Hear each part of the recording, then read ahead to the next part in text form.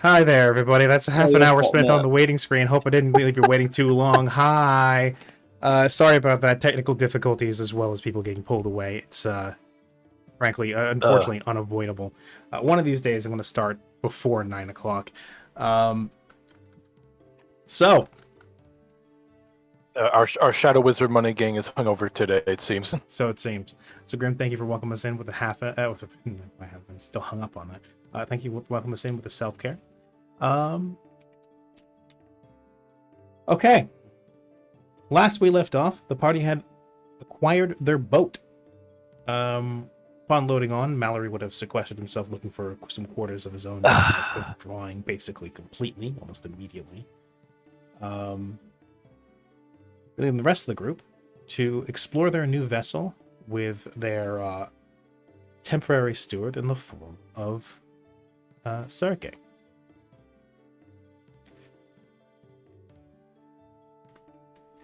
I think most of the goodbyes, if not all of them, have been done, and as a result, what's left is loading the wagon up onto the ship, getting the horses situated, familiarizing yourselves with the ship, and getting it moving out of port. With the first destination of your maiden voyage being the familiar ports of the Mordani Confederacy, specifically the city Mordan. Hmm.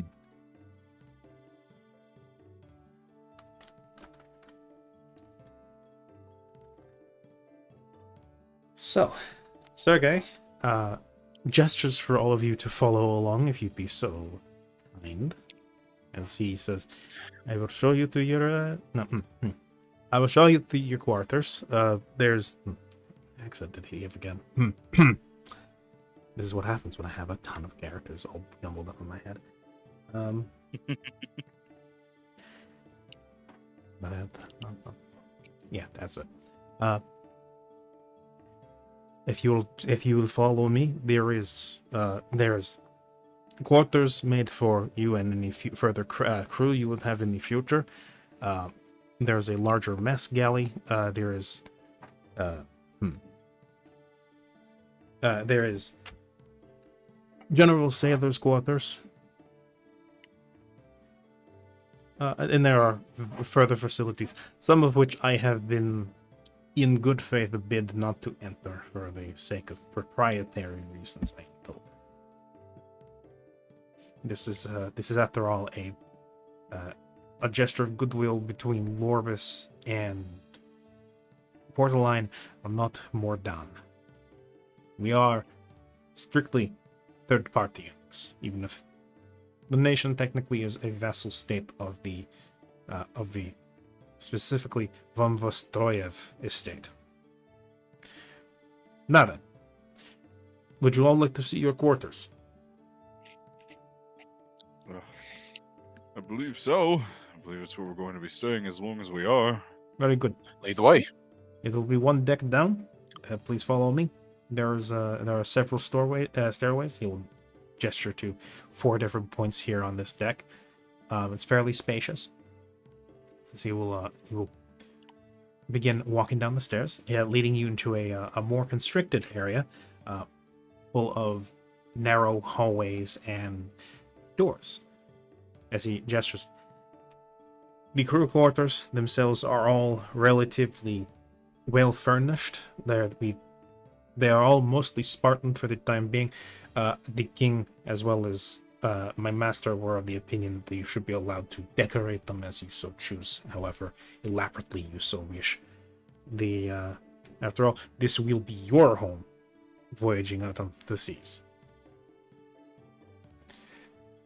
And it'll be your home for several months at a time, depending on the voyages you decide to take. So, it is up to you. He will motion to a couple of the rooms. He'll turn the knobs, crack them open. It's all very much like well varnished hardwood, dark wood. Here and there, you do see bowls of dried flowers in a form of potpourri, used to keep the rooms relatively fresh smelling, despite the salt water and the smell of hardwood, the pleasant floral smell, eliciting small memories of being back in Lorbus. That familiar scent of the particular flowers that grew in the fields there. They were made to be spacious enough as the special accommodations would be given to each of your individual needs. They are not heavily customized, but they are not small either. You will not lack for space. I believe King Guillermo had it mentioned to him at one point that it was expected that Fire would be growing as well, so there is quarters down below. Well, technically speaking, that is a horse pen area. There is a separate marketed area for if he should need it. Should he need to roost. As for the rest, there are latrines. There's a galley to the front end of the ship. With back, you will find storage, powder shares, and powder storage, and quarters for holding supplies. There you will find most of your rations for the time being. I was just stocking up further once we get more done. As for everything else,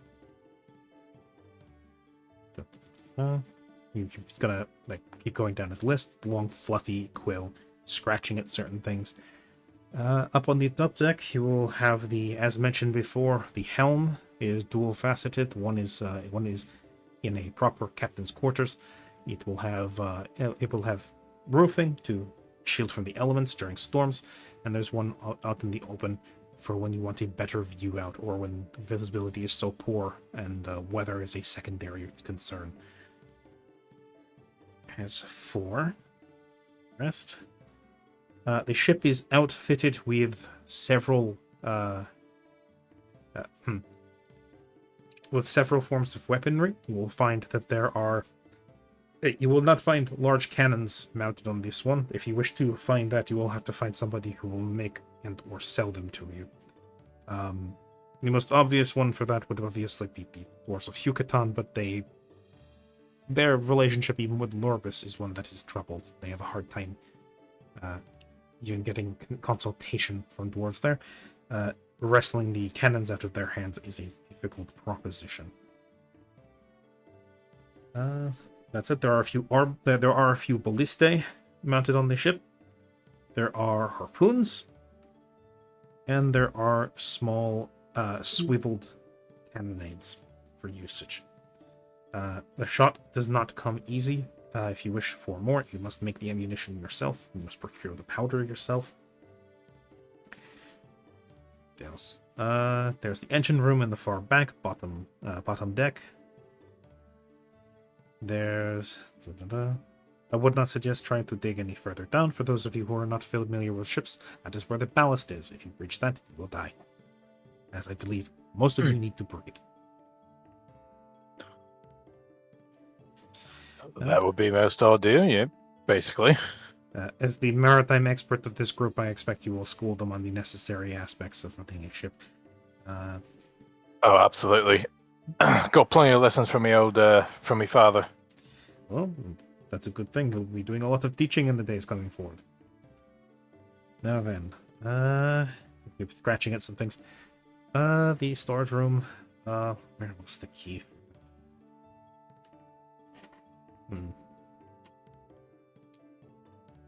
We'll have to look for that. And that can always come later. Good. It continue taking you through for a tour. The ship is almost entirely unstaffed at this point. In fact, it is effectively completely empty, save for you guys. And now the kobolds clamoring aboard. They finally found their way, tracing after their gracious master. Tracking dirt onto the floorboards. You hear the scrabbling and the screeching up above. As they have found their way onto the ship. Which Vair is kind of just hanging his head and dreading having to deal with these things for however long on the open ocean. Good. As I mentioned before, give some proper consideration to name, perhaps an insignia, perhaps a maidenhead for the ship as well at some point. flag, etc. It's good to demarcate your ship as uniquely as possible, so that nobody mistakes you for any other vessel on the open ocean. There's a lot of bad blood out there, a lot of flags that get shot at just on principle. And it's yes, okay, cool. That is, I think, for the most part, the minimal needs that I have that I need to show to you. There is plenty of room on their ship. It's not a massive one, but there's been plenty of space left open. If you wish for more living quarters, if you wish for any luxuries to be installed, it's not quite the luxury steamer just over the other way, but there is room, should you have the coin and the contractors for it, to have the ship modified. I believe someone in the King's Court jokingly suggested you should get a bath installed.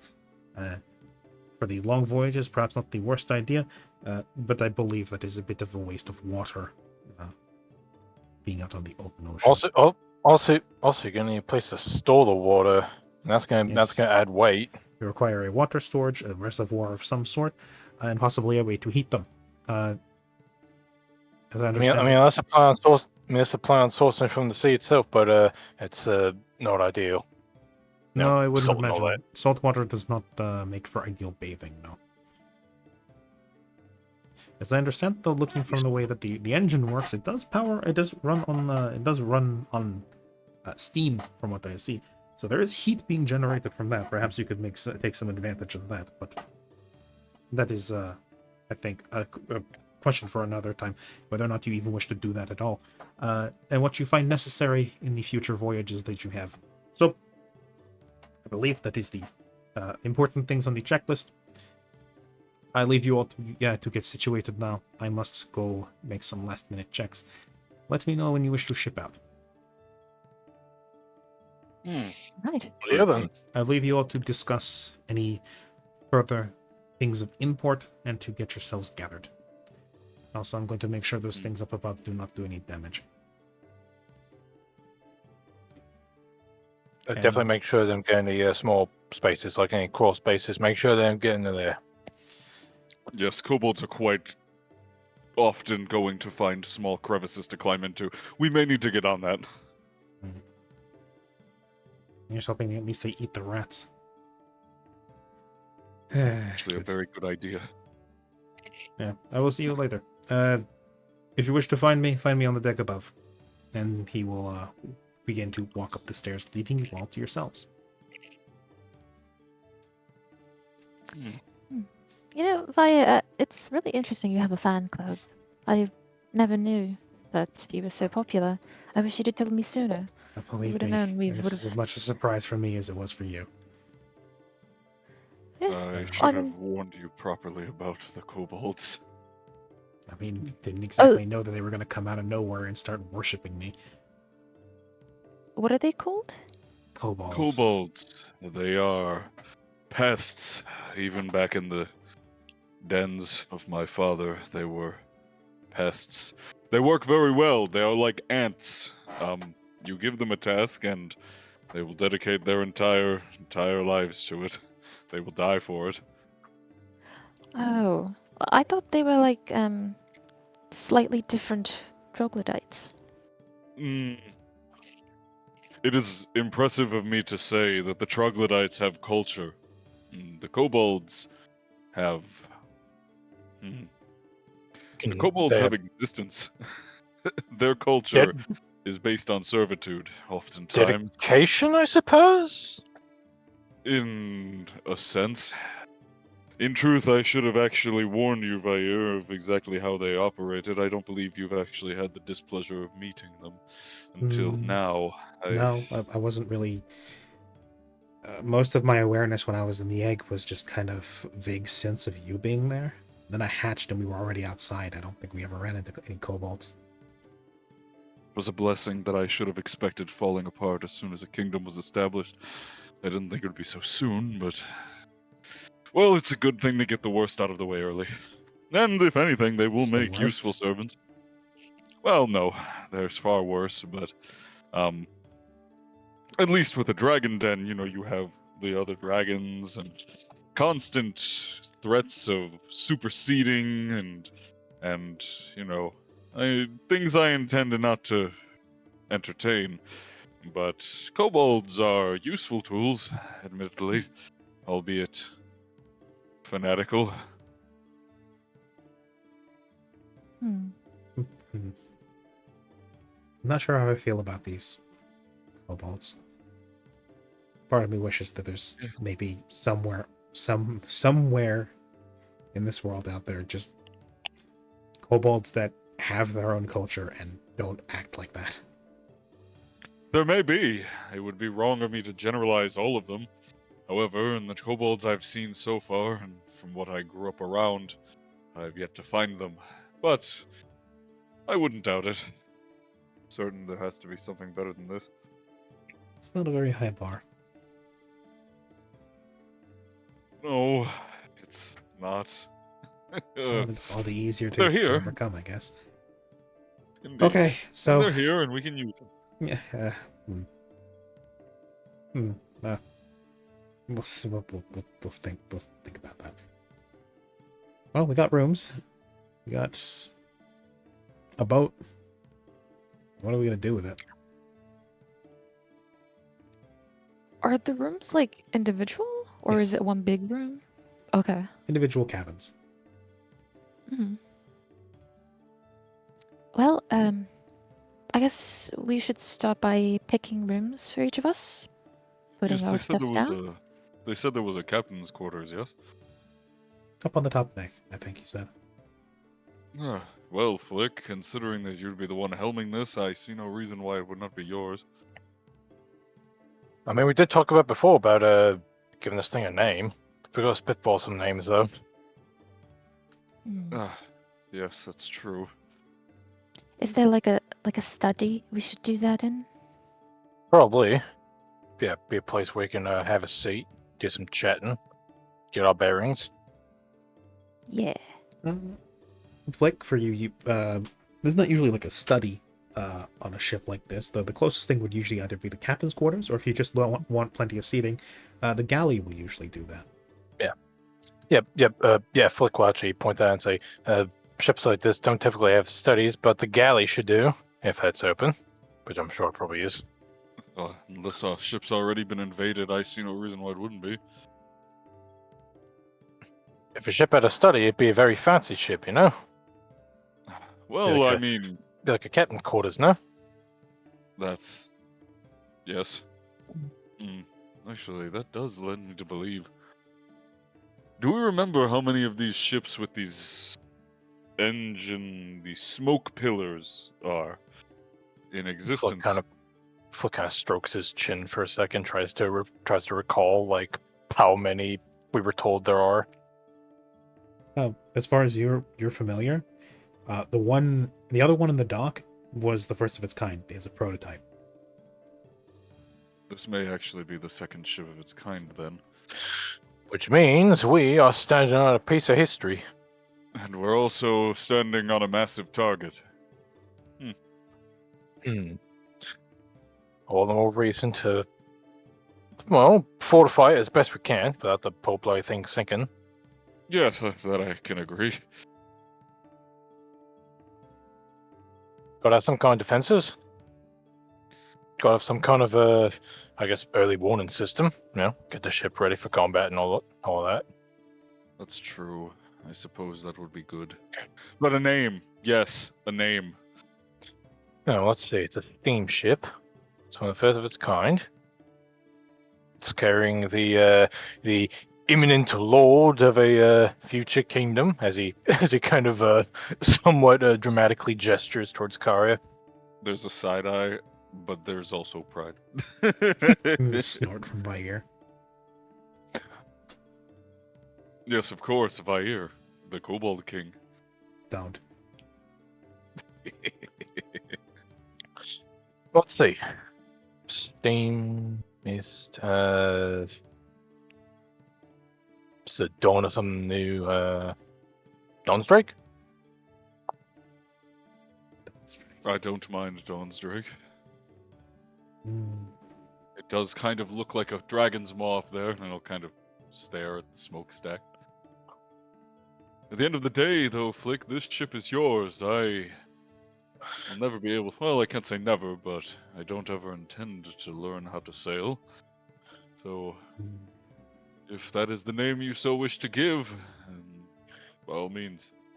I mean, can't just name a ship anything. True. Can't just name a ship Bodie McBoatface. You would be shocked and surprised. You say that. Last session, Vire did suppose Shippy McShipface. Shippy McShipface. Yeah, as Flick looks over towards Vair and just kind of holds up his hand and says, no offense. Nobody likes my ideas. You hurt my brother for the last time. Alternative names are things like Mystic Dawn, something like maybe Far Horizons. Would have named it the Forerunner Dawn, but I feel like that's already taken somewhere. Forward unto dawn. A stupid Halo reference, but it is a good name. Listen, I already made a Halo reference last session. Don't make another one again. It's true. I need a weapon. This is our ship, the Pillar of Autumn. The Pillar of Autumn. Yes. And up above, scrambling over the deck, is the flood. The steamship has many possibilities. One might even say infinite possibilities. Yes. Oh. Flick immediately detonates and the entire ship is cleaved in half. If you ever get this place, if you get the ship outfitted with cannons, its combat will have evolved. Okay. My eyes roll into the back of my head. Prancing out. He's teasing. Anyways,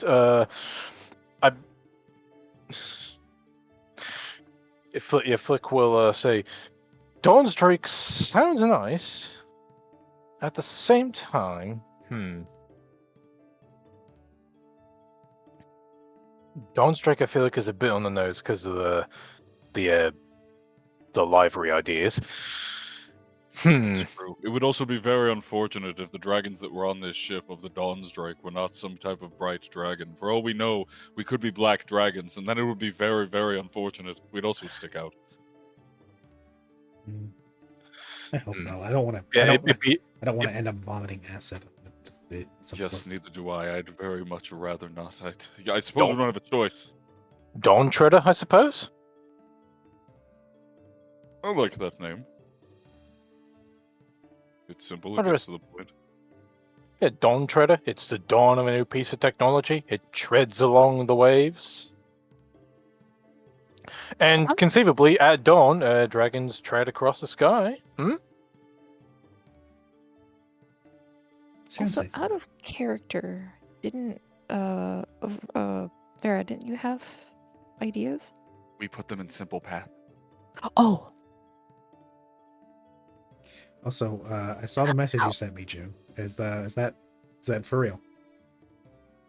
yes. What happened? No, nothing. There's a conspicuous absence of Siren. Siren is gone. And then Oh you my look out God, the window and you Siren. see her in the ocean, jumping out of it like a dolphin. No. Well, boy, you know what to say. Boy, you know what to say. like a You know what to sailfish. say. Darkness is an absence of light. As Siren emerges from the shadows, hood over her head. Like a I kind am of the froggy. night. I am It's the a dark. night. It's a dark comic. Oh no, Dark Siren. What timeline are we in? The Moon Knight rises. Good. The moon. The moon haunts you. Yes. Moon's haunted. Aren't you? Goth Siren is an idea of all time. That's a Shadowheart. True. That's Yeah. just Shadowheart. That's really accurate.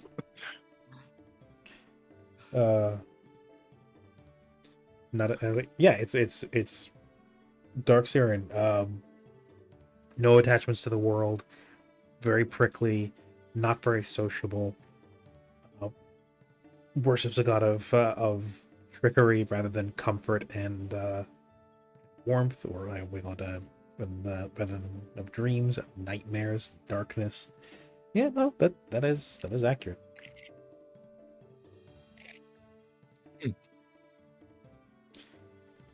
Yes, Siren is absent while you talk about potential names for the ship. That's concerning, actually. Where did Siri It go? Did does. she fall into the... Nothing good can come out of this. Nothing good can come out of that now. Regardless, Dawn Treader, I feel like is a good working name for now. I If, don't no- mind it. if- I don't mind it. If no one else is opposed to it. I like it. It's hopeful. I like it. Dawn Treader, New Well, like a Horizons. Wait, no. So what did Checo say? I said smells like a boat. Smells like a boat. It does smell like a boat. Dawn Treader, smells like a boat. Ah, yes. That's our tagline.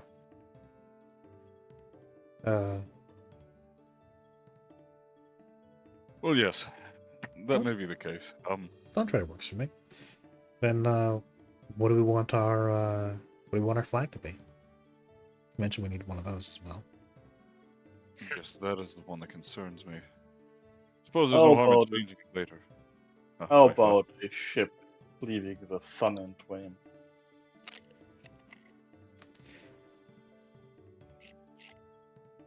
Would it be tacky to put a ship on a ship? I'm fine with whatever. Finally, Frankly, I don't Are we have. going to a flag. have? Are we going to have shippy? In at least some form. Fire, please. Actually, I ship it. anyone got a piece of parchment paper and a pen?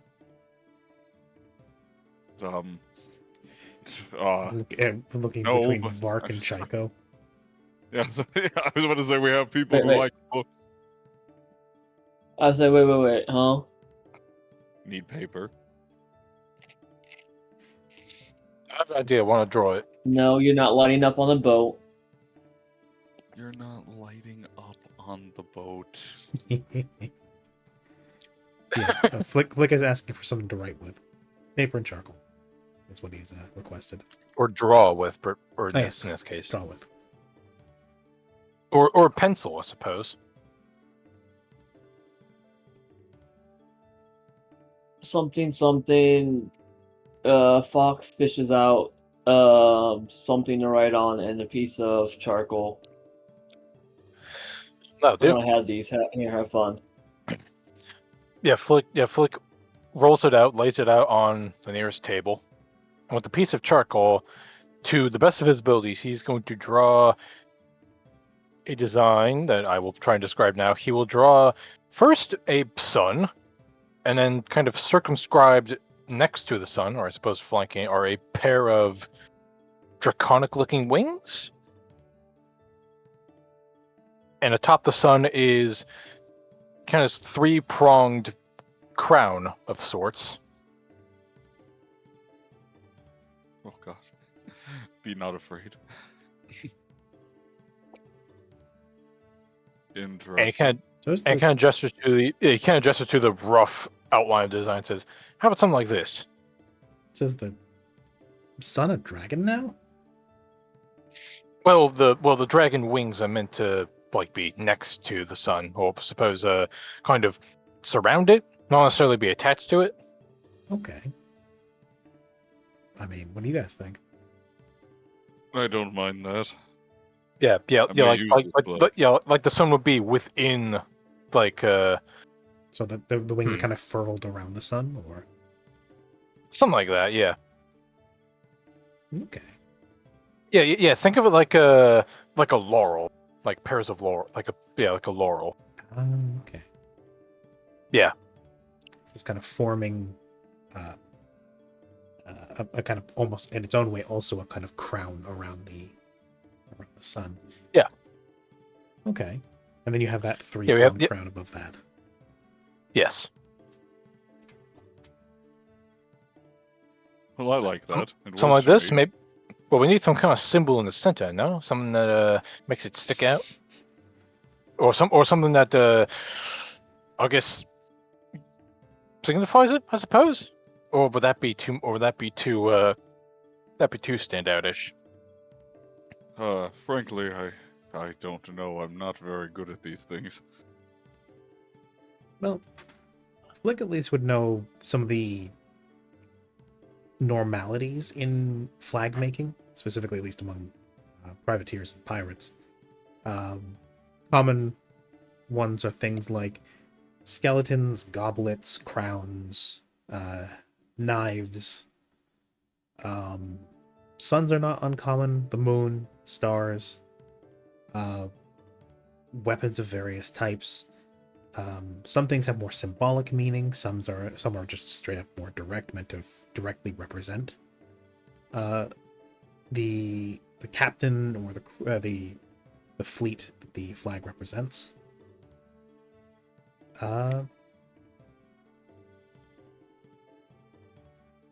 Yeah, rarely do they have some sort of insignia or something that points them out, because these things are meant to be viewed at a distance.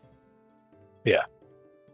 So they're supposed to be able to be legible at a long distance with, say, what do you call it?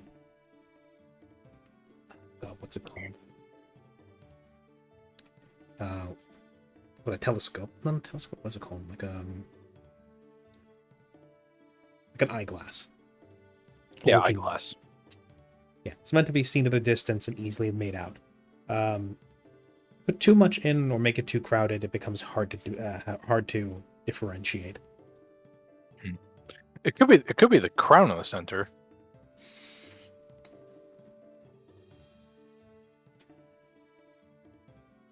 I see no issue with that either. Yeah, either the crown on top or the crown in the center.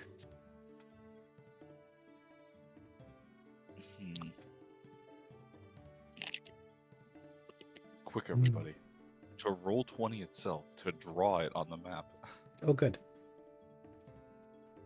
You may do so if you wish. So are we talking shpoop, shpoop, Where is he drawing it? right under border line? Ah. Eh. And I should have done this actually. Oh no, it's all fucked. Eh.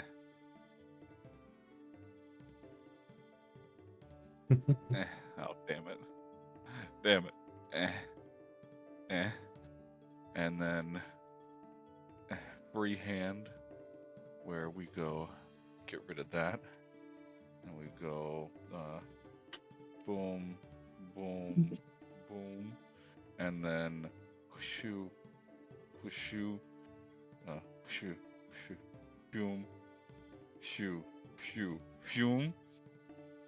That looks adorable. Be not That makes me be think. not afraid. Okay, this is He looks- this he might be a looks like a deep little cut for a guy. couple of people, but that makes me think of a patapon. Wait, makes me think of a What a what? A patapon. If nobody's I played don't actually- Patapon Kingdom, I suggest looking it up at the very least. Oh yeah, Vaughn Hmm? was talking about that. He's Yeah, so We cute. recently got a He's remaster. adorable. I love him now.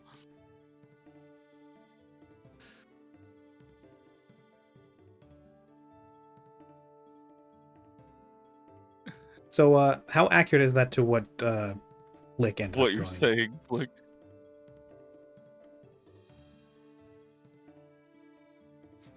Sequels. Yeah, there's a new there's 1 and 2, and then there's the sequel coming out for Patapon. Well, technically it's a spiritual successor made by a new studio. Yeah. Also, real quick, I'll be right back again. Okay. Oh, damn it. Oh, good. Yes. Let us know how accurate that is to what Flick drew, though. When you do. Oh boy. But yes. So that's could definitely use an artist's take on this. yeah, I'm not an artist. I can't fucking do. Oh, I believe if I tried to do the same, I would muck it up severely if I tried to emulate it. Oh. Let me. Junis told me she's pulling out her art tablet. Oh, good. Let's see. It was, I believe.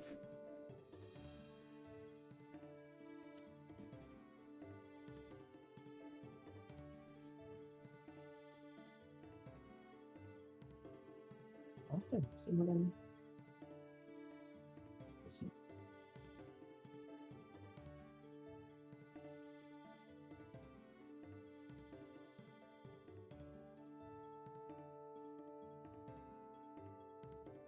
It's kind of what I ended up interpreting from what Flick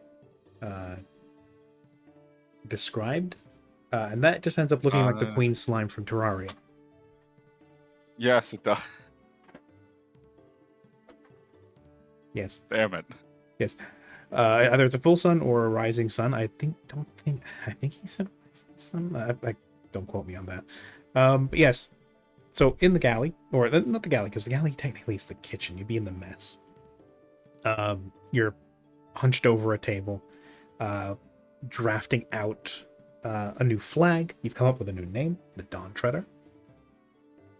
A very workable name. I'm gonna say it is right around when you've like finished talking about how the flags should work. You hear what sounds like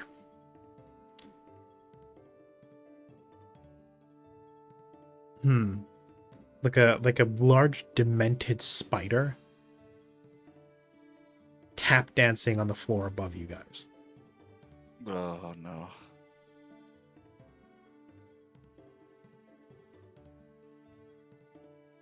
Welcome back, Jim. Hi. Which is perfectly on time.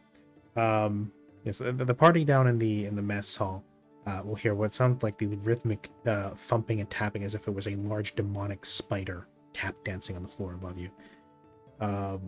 Yes. Fall, as well as what can you hear as muffled screeching through the floorboards. Oh no. I believe the ship is falling apart. We haven't had it for 5 minutes. Yes, I understand. You just came up with a flag.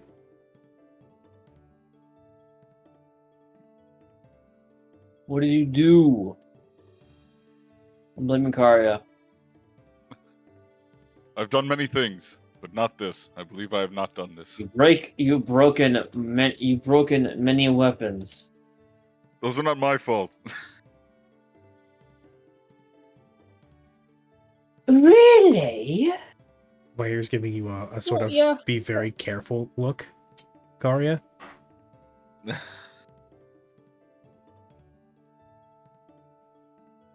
Just in your head, you hear, if it's not your fault, you're implying it was hers. Well, I didn't make the spear. It was the troglodyte who broke it in half. Was that allowed?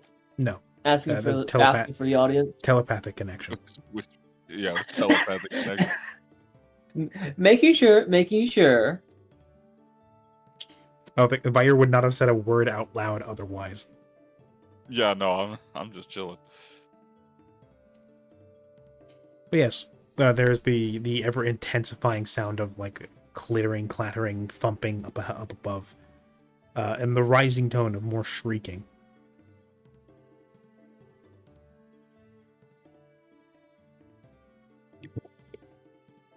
We may need to investigate that.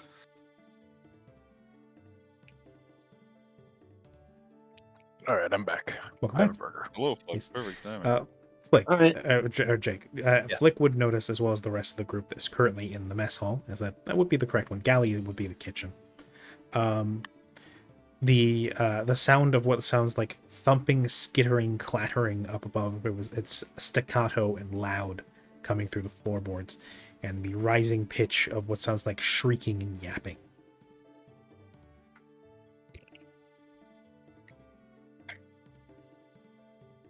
Hopefully that's not the kobolds. Hopefully they haven't gotten anything. Should we go check it out? Yes, that was the intention. Rightio then.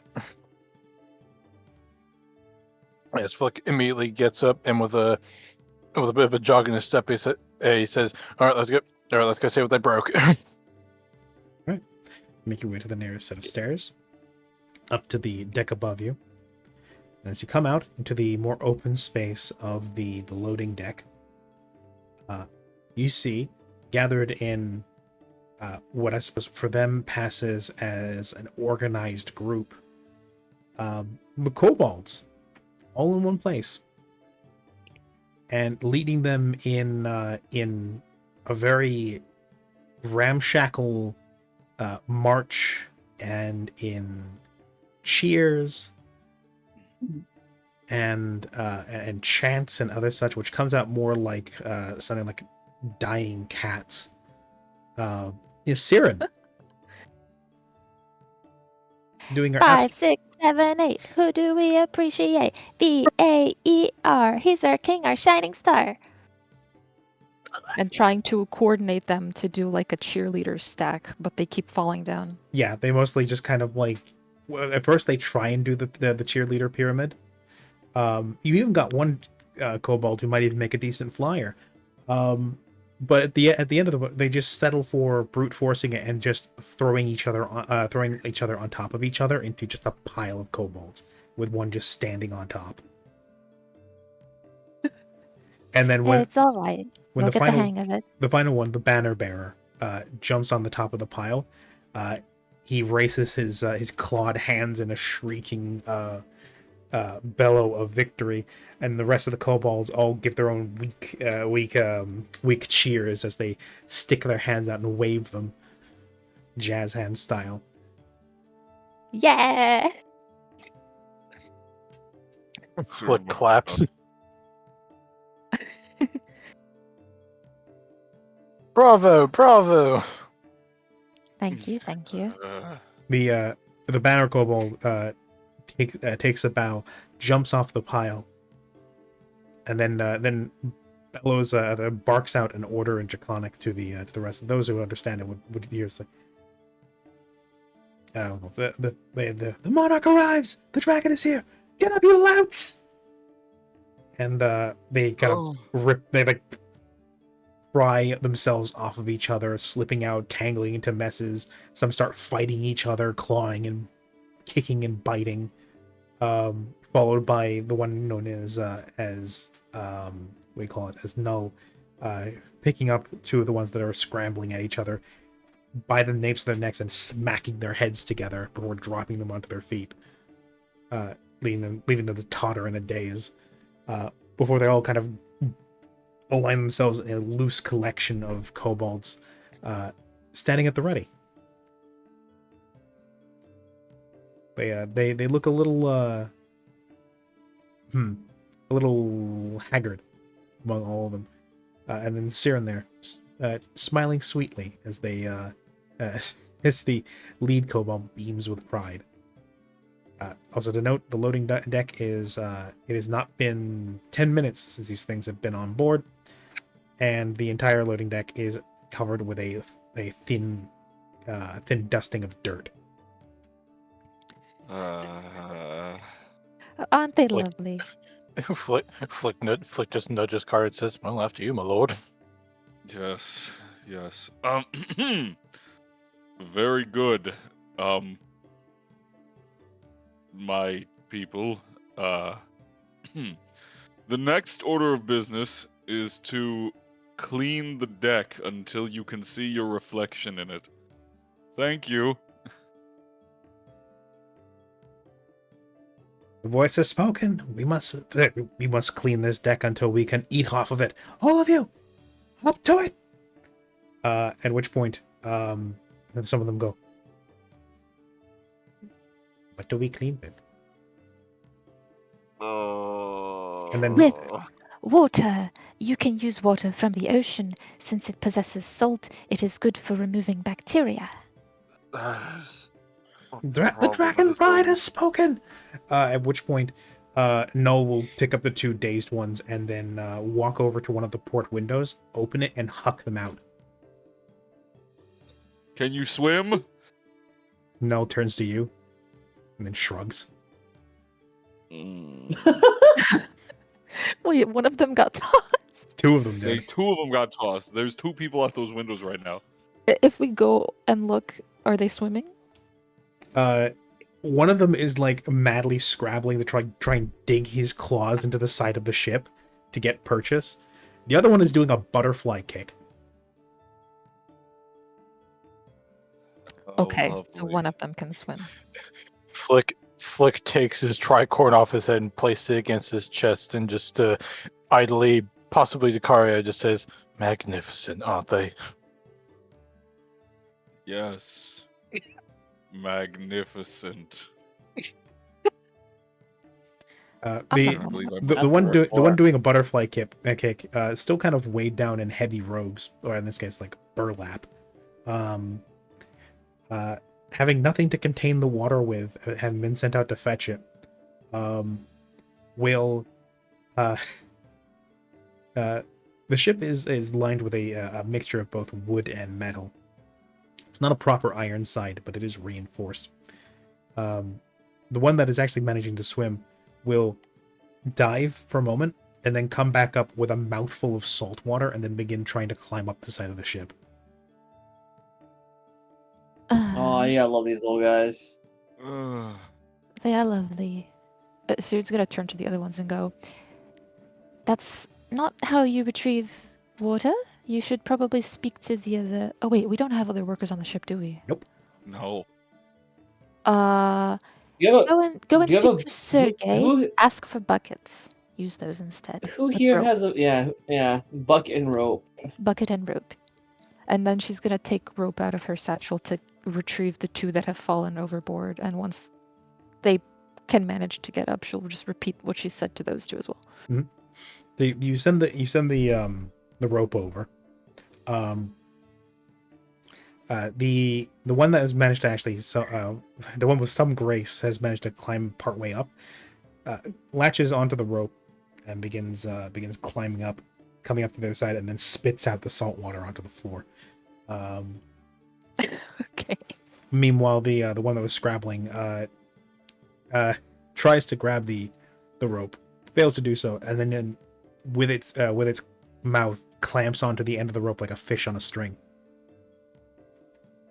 Wonderful. I was really tempted to say when one of the kobolds asked, "What do we clean with?" I was so tempted to say, "With a shrubbery." With a shrubbery. Do you have a shrubbery? Oh my god. Siren's gonna go look for With a herring. Siren's Scrub gonna the go look decks for with the herring. cleaning supplies. Must procure a shrubbery. Topiaries for the deck. Go more in the water. Someone please rescue. He's climbed onto the end of the. He's climbed onto the end of the rope. He can get pulled up. But yes, you can fish the kobold out of the water and then give the collective of kobolds a proper instruction. Sergey is not currently here. That's probably on purpose. Last Sirid would have seen him. He would have come across the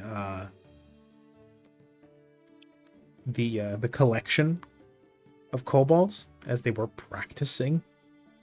Give him one look of distaste and then went up to the top deck. Ah, he's a fan.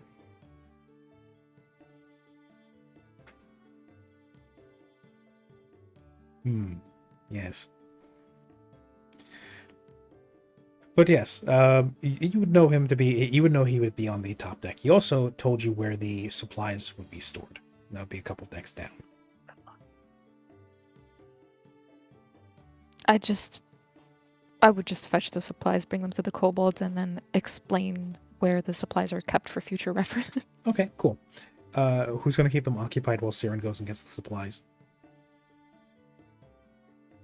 suppose this is my calling. Nose goes. Not a. It's Not it. now you have the unenviable I'm task of keeping the saying- kobolds to sit still in one place for 5 minutes. Yes, that will be me. They are mine, technically.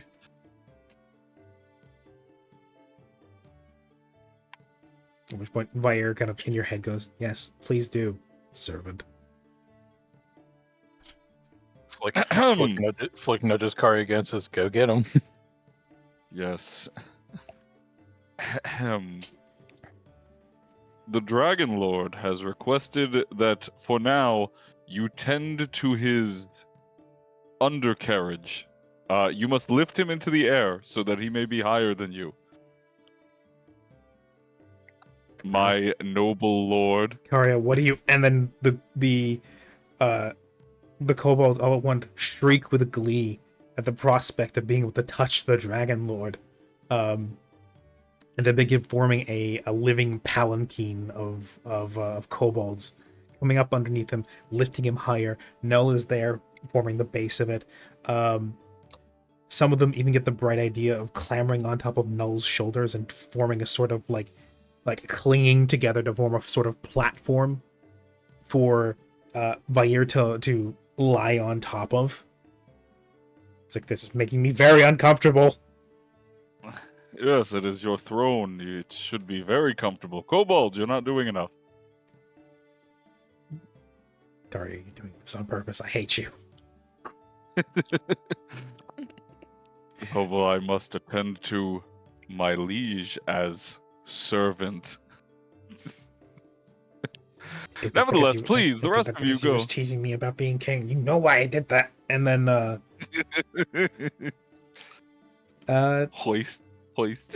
the Vair's hoist into the air. Siren will come back with an armful of buckets to Vair being hefted into the air by all the kobolds. He's looking very unhappy. She'll say in Draconic to the kobolds, "You serve your king well." Serve your king well. Et tu, Siren? To Anyways, she'll distribute the cleaning supplies and then instruct on how to retrieve water using a rope and a bucket from the ocean, and then using the I don't know what the medieval version of soap is, some kind of animal fat thing. they You use scrub soap. using a sponge. Yeah. Mm. Yeah, just sponge scrubbing the deck. Well, in this case, usually what do you call it? For ship surfaces, they would scrub it down, and then they would varnish it with tar. That's Right, how I remember yes. it. Yes. So that. Yes. Bucket of tar that needs to be heated up so that it's fairly, so it's actually liquid-ish.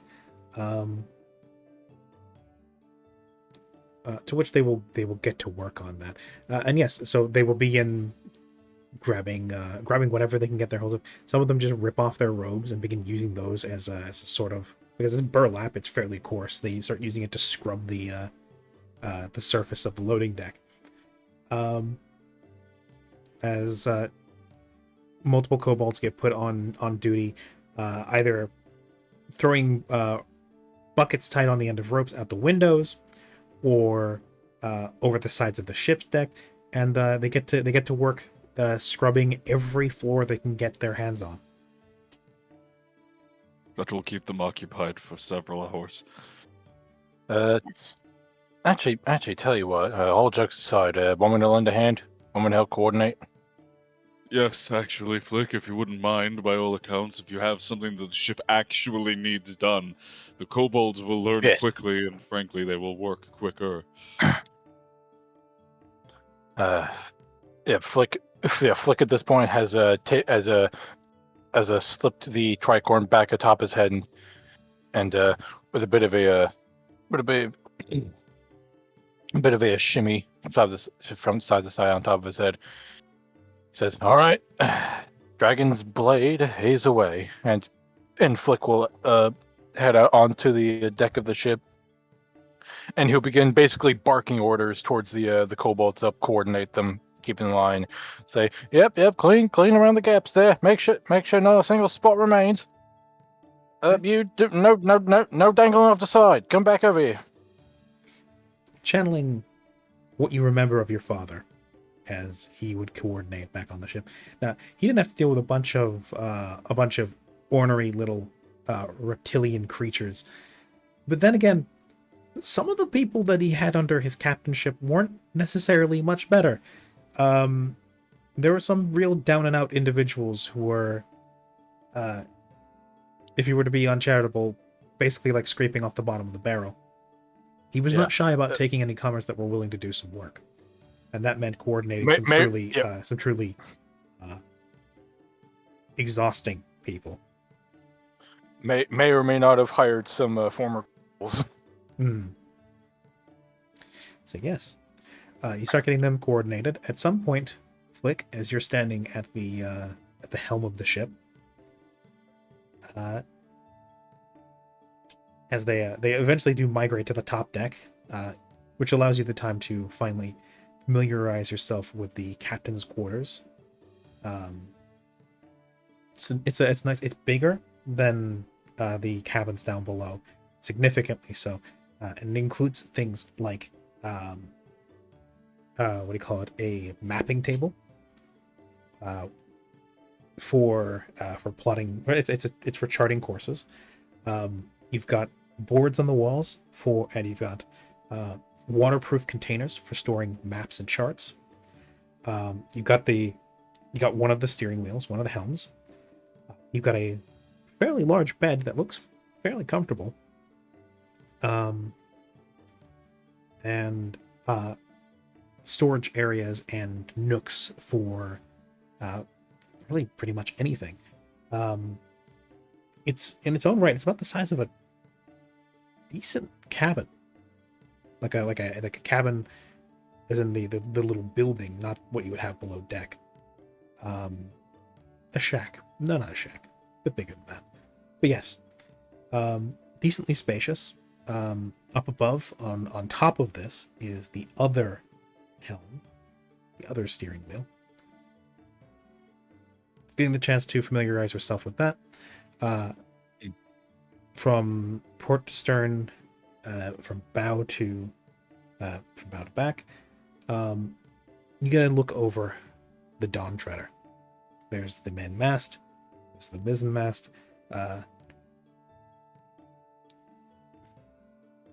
And eventually, while you're barking orders and you're getting the kobolds to scrub down the ship, Sergei does find his way up to alongside you.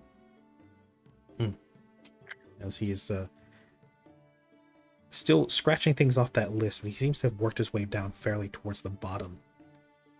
Yes. I trust that you and your friends have managed to find your way around the facilities. So, kobolds have been doing their share of work as well. That is a miracle. I have not worked with kobolds before, but they are every bit as infuriating as I have been led to believe.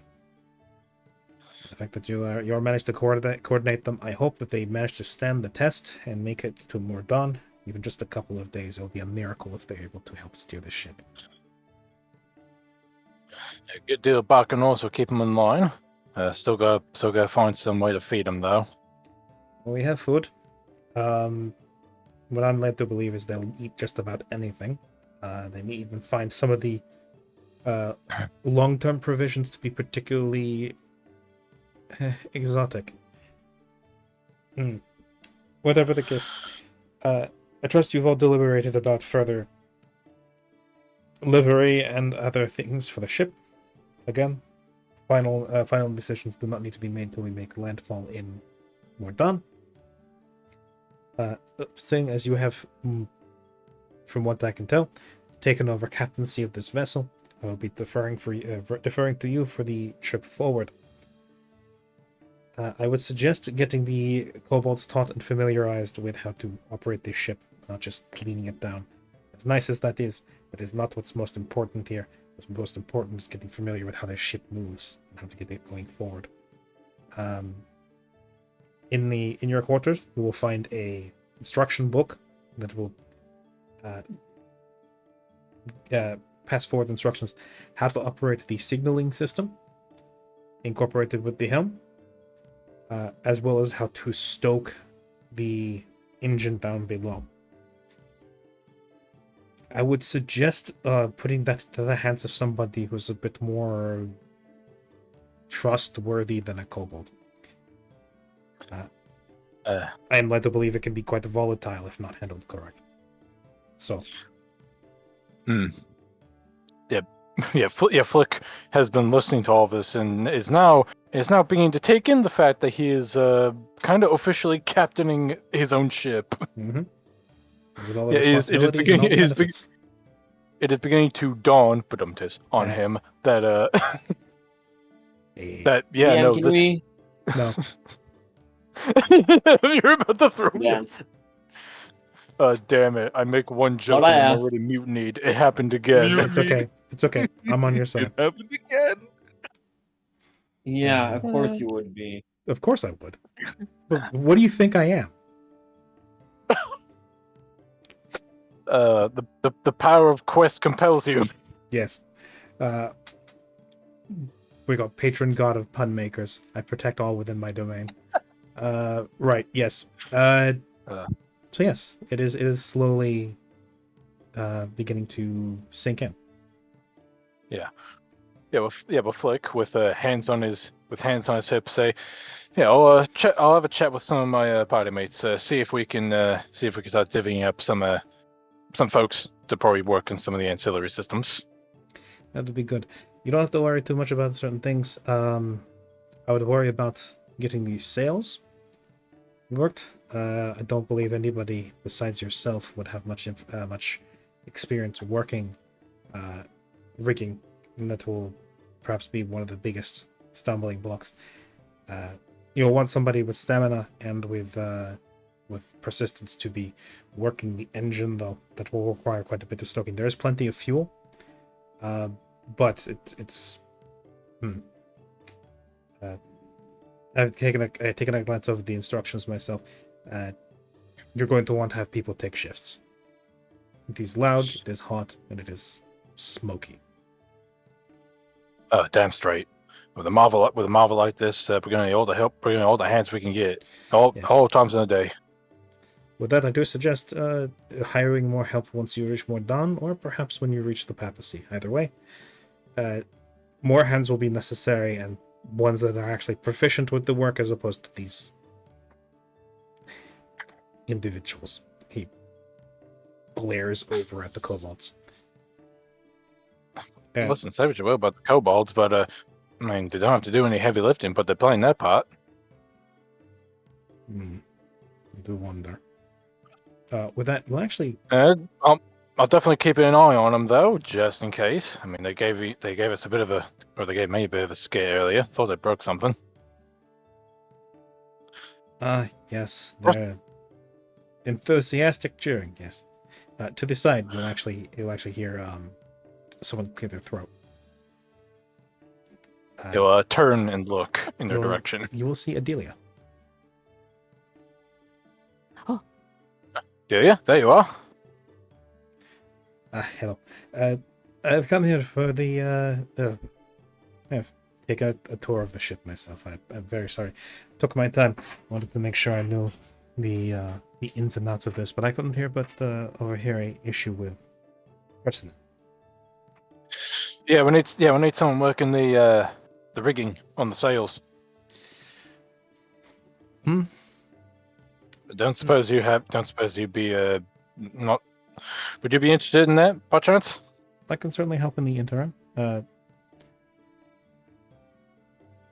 Though when I think about, I myself am not a sailor, but if you would allow it to me, as something of a new steward to this group, once we make landfall in Mordan, I know a couple of people, and I would speak to them, and I want the chance to prove myself as new blood on this group. Give me some money and give me a bit of free reign on my own when you all return to the ship after you've done with your business in Mordan. I promise you, You will have a properly staffed ship and new supplies, and you will not have to worry for a moment about having to leave anything delicate or important in the hands of those kobolds. You want to be on Zakaria. I think you've proven at least something about yourself. But yes, more feelers in the cities He will nearly took my certainly head be a off. I help. would not say that is a very big accomplishment. Well, still, you run up against him. Yes, and if it wasn't for the That's- grace of my that's- goddess, I would be dead. Yeah, certainly says something about you. But regardless, some feelers in the city will certainly be a big help. Yeah, those people who talk about hope. I certainly hope that they are up to snuff. But how much gold do you need? I may or may not already have taken a portion of the funds out of Dura. Well, just to Do not worry. keep. I am experienced with with financials. You do not have to worry about that. Let us not worry about numbers for the time. Right, shit. I keep going back on that. Right. Regardless, thank you for your help. Appreciate it. That's what I am here for. Now then, we'll see if I can't keep the ones below deck in line. I'm also going to have a look about seeing that engine. You gentlemen enjoy your conversation. I will see you later. And Adelia will, brusque as ever, turn on her heel and continue down below deck.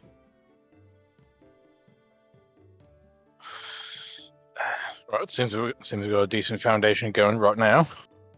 Once we get to sea, like I said, we can throw our feelers. Yeah, this does hinge on getting to more done in one piece, which does unfortunately rely on the kobolds to do the brunt of the work while we are here, while we are sailing. And that is also, unfortunately, the leg of the journey where I'm going to be joining you. Which is no small part of worries myself. Well, I suppose in that case, you'll be a major help as well. In what way? Because I hope you do not insinuate that I should be doing any of the heavy lifting here. Well, no. I mean, she said not to worry about the numbers thing, but I mean, if you'd be willing to, I suppose we could use some help with bookkeeping, if ever. It's perhaps not best. It's perhaps best that we not make that best we not make that a theme. I am not going to be with you for very long, and I very much doubt there's going to be much bookkeeping needing to be done between here and Mordon. That's actually quite fair. Now I think about it. Yeah. I still have my duties to my master, and I will be returning to Lorbis before long. So, I am here simply as a passenger. Yeah. Yeah, I understand that now. Kind of apologies for that. I seem to be going back on some older habits. Yeah, I will think nothing of it. Now then, I have a few last checks to do. I suggest you start getting this ship moving. Yeah, then. And he will also depart. The kobolds seem to be making good headway. They scrubbed the majority of the top deck now. They are quick workers, though they do have a tendency to be a bit haphazard. Sometimes they do the same spot 3 times over. Sometimes they miss a big chunk. Sometimes they run like they're scrubbing the floor. They're looking down at it intently, and they run headlong into each other and get into a fight. It's disorganized. It's chaos, but they're enthusiastic. That's all we need. Yeah, Flick takes a deep breath. He takes a deep breath and say, "We got a good ways to go." So yeah, skipping forward a little bit, I think the ship gets scrubbed down. I'm assuming, Flick, you drill the the kobolds in how to run the rigging. Yes. It's definitely an interesting time. I would actually ask that you roll your profession skill. Will do. I think, unless I put in something else, I think. Okay, yeah, no, I put in. I think I put in this. I think I put that one unspent point I had in the swim, but still, I'll give my profession roll a go. Mm-hmm. 12. You're able to whip them into a decent gaggle of wannabe sailors. You've got what do you call it? You've got them at the very least down to on rote drills. They're not very much for independent thought, but if you give them a routine or you give them a command of which they're supposed to follow up with a specific set of actions afterwards, you're able to make that work. Anything more complex than that, though, and these guys are a lost cause. Yeah. Flick for what it's worth. Flick does his best to try and break down how to work the rigging, how to make sure the sails stay taut, how to keep slack from getting everywhere, how to make sure not to step into a ball of rope. Yep. Which definitely happens on more than one occasion, and you end up with more than a couple of kobolds hanging by their feet. So yeah.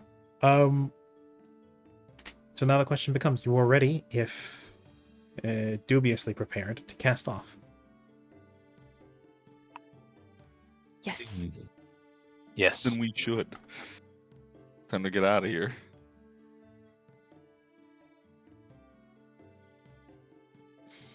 Well, okay then. I will have you know that during the entire time that the kobolds are with us and we are sailing wherever, Siren will spend some time every day teaching them to be more coordinated Okay. by means of balance and cheering and dance and flips. But that in itself will serve to make them coordinated in general. Okay.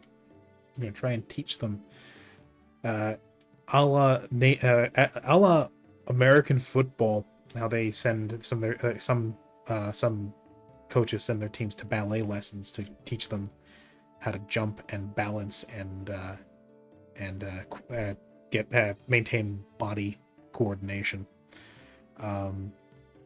Yes. Specifically, I want them to get really good at stacking on top of each other. Okay. All right. Firing up the steam engine. We're not going to necessarily worry about the specifics of who goes down in, but it is recommended that people take 2-hour shifts by the manual, because it gets very hot and it gets very smoky while the engine is active. Much like the ship that you're leaving behind in the port, you have a paddle, like a circular paddle on the back of the ship that helps drive it forward out of the port. Lowering the sails, once you're a little bit out of the port, they catch the wind. The engine doesn't have to be relied upon nearly as much. As the manual also states, it is primarily a supplementary method of locomotion, only there for when there is literally no tide or breeze, or if you're crossing the Mirror Sea specifically, in which case you're going to be doing so at a fairly slow pace. But once you catch the wind, Flick, you take the helm. I would like another profession. Yes. Profession. Hopefully this goes better. Hopefully. Very nice. Dirty 20. For a total of 20, yes. Flick, you stand up on top of the cabin, your cabin. You take the helm in hand. Left hand at 10. Right hand at 3. You grip the spokes, the handles. You breathe in the salty air. You feel the breeze on your fur. You feel the ship kick to life as coal is shoveled into the engine, into the boiler. You feel it start to pull out. Give the command for the kobolds to let the sails down, and they do. It's uneven. The left side dips low, and the right side snaps down at a worrying speed. Eventually, they get it down to at a full sail, evenly. That breeze finally catches the sails. And you look out into the horizon. It's now afternoon. Sun is high in the sky. The wind is in your fur, coursing over your ears. You even see those glowing jellyfish underneath the ports, waving goodbye as you leave. As, with ease and responsiveness that you don't remember from your dad's old ship. There must be something about the steering in this one that makes it react very smoothly.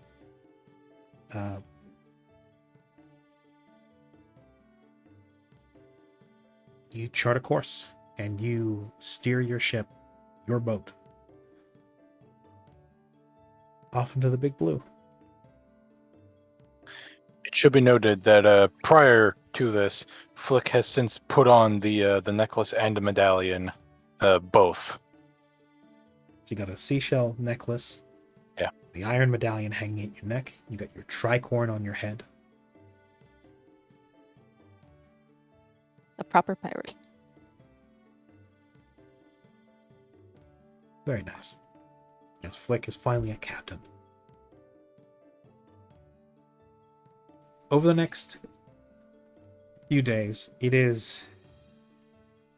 the magic is here and there, but the kobolds definitely make it hard to keep the magic alive. As they are, as ever, as much trouble as they are help. They get in everywhere. They gnaw on the woodwork. They get into trouble. They get into fights. Some of them discover that they get seasick. Some of them discover that they're not great with the claustrophobic quarters underneath. Some go stir crazy after just a couple of days on the ocean. To say that they are excitable would be generous. And it's aggravating and stressful, I think, for at least a few people to have to deal with, especially those who were hoping for a quiet journey.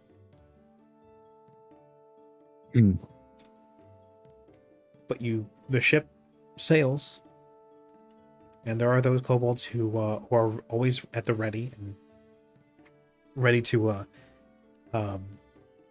listen to the orders of the Boat King. You even have a couple kobolds who have started to always post themselves up by the landing where you are, Flick, ready to pass on orders or to do whatever, like run off and do whatever task you need done. Very much seeming to fall into a comfortable element where there's a figure of authority, and that figure of authority needs things done. One seems to have even found himself a few pieces of driftwood, which he has nailed together into a roughly triangular shape and then deposited on his head.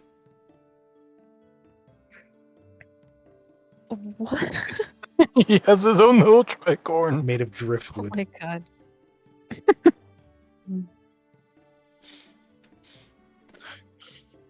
As, Flick gives a little grin at him, a little nod, and says, It says I will make you a sailor yet.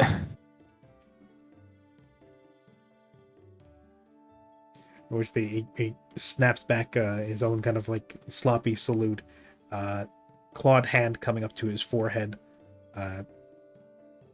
says, "Sailor of the Sea King, yeah." Aw. So yeah, you've got your own little dedicated honor guard, and thankfully it's not too long. It's about 2.5 days on the boat, which already for some might be too much. For others, perhaps not. Perhaps it's too short. But you eventually, with good tide and strong winds, pull through the Immortal Strait, that bit of water between Aerodine and the Mordani Confederacy.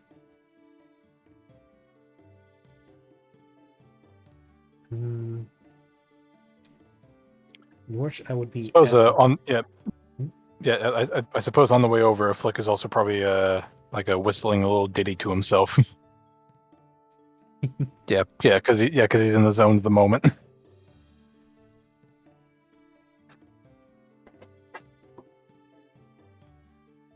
Okay. Lizard. I will say, being whistling a little what? This is ditty, as in D-I-T-T-Y heavy. Would you bring that shit in here?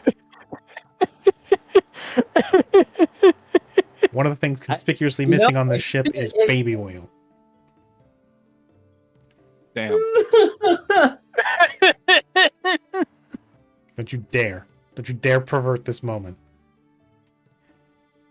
Teach kobolds sea shanties? That sounds like a terrible idea. Yeah, sure. Yes. I mean, the temptation's there. The issue that is Siren doesn't know any sea shanties. Oh god, you just teach That's them the okay. limericks. That's okay. You got me. That's true. Actually, That's if you were whistling or singing some shanties to yourself, some of the kobolds would have picked them up. Oh god, Ari, what have you got? But I will say, anybody who's keeping an eye out on the top deck, I would probably assume either a Flick being the captain and possibly Vark. If you would be so inclined, perception checks. Yes, sir.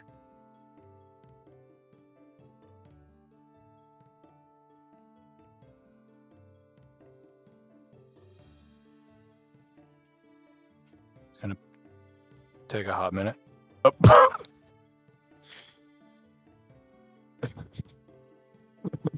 Vark's got his eyes open. Flick's got his eyes somewhere. Flick's, You're busy. I'm not. You're busy. Flick has his attention on the sea and also the port coming up. Your attention is entirely on steering the ship properly, getting it. Basically, this is your first time learning how to parallel park. One thing that your dad never taught you, because it was kind of really important to get right, and is something usually that the is meant for experienced helmsman, is parking the ship and coming into dock. Oh, good. Ari's deposited something in the tavern menu.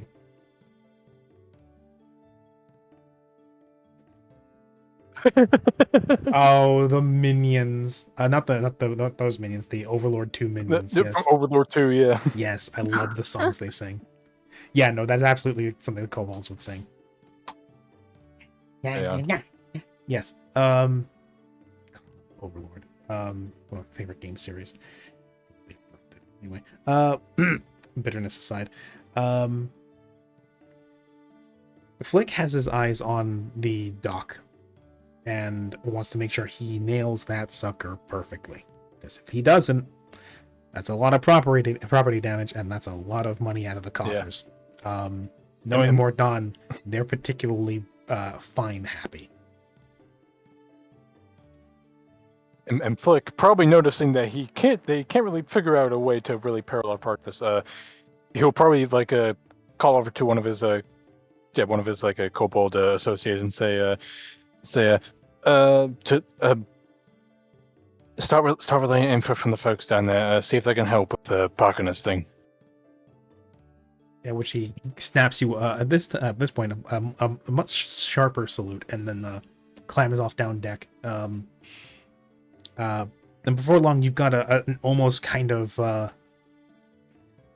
what is it? You've got a sort of rushed attempt at you got several kobolds kind of like up around the banisters and the sides, and their job is just to call out whenever the dock is too close, whenever something else is too close. The engine is off entirely. Now you're just you cut to a drift purely. You bring the sails up, so you're coming in as slow as possible. Siren, you're keeping an eye out. You've been taking an active role in also helping to control and conduct the kobolds. So you're out on the deck. There's a lot of boats in port. Mordaan has always been a very busy port. The times you've been in. There's a very normal merchant ships, cargo boats, barges, all very normal.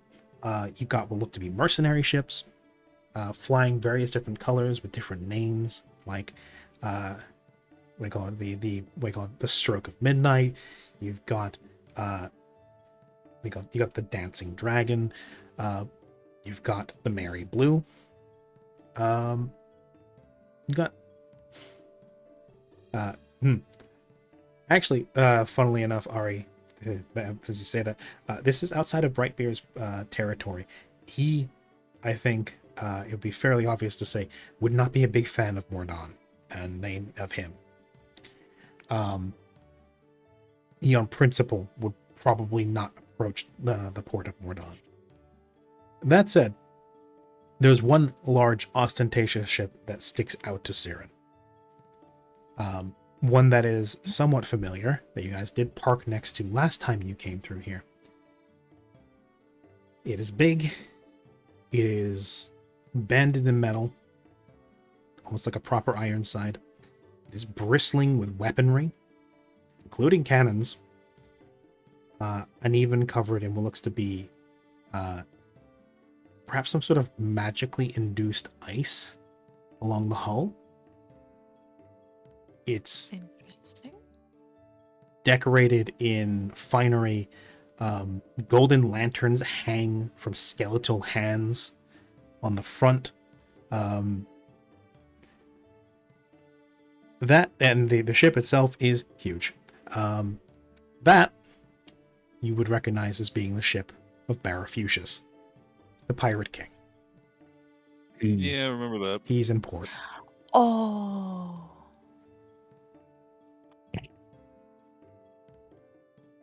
Yeah, so he's in port. Nice. So that's a warning issued. And Vark, with your 34. Actually, no, that's a 36. Shouldn't we just call over the Barafusis' ship? You can't park there. Yeah. Cool, yes, full speed ramming. Ram the ship. ramming speed. Yes, Vark is up in the crow's nest, and he gets a good look at the port. He gets a look around. You see some ships that stick out. Yeah, the recognizable ship of Barafucius. You've got a few other ones. You've got smaller ships. You recognize what look to be some Quadranon colors. What look to be a couple of flags that seem to pay homage to the Wheelbringers, so Haven. But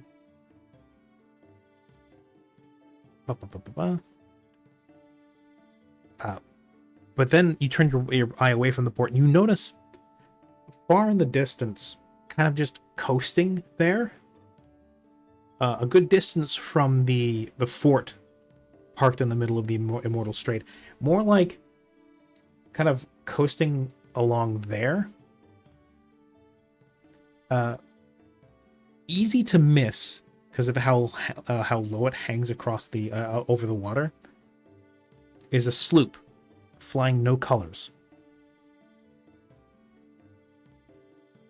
Oh. Is it heading our way?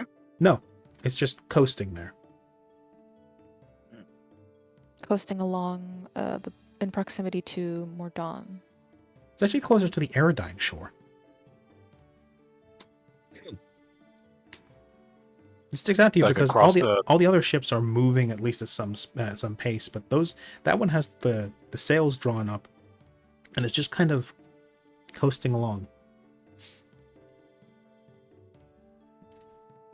You're closer to the port in Mordaunt, so it'd be a little weird if it would start heading towards you.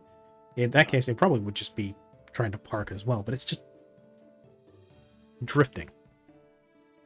Drifting there. Menacing. Hmm.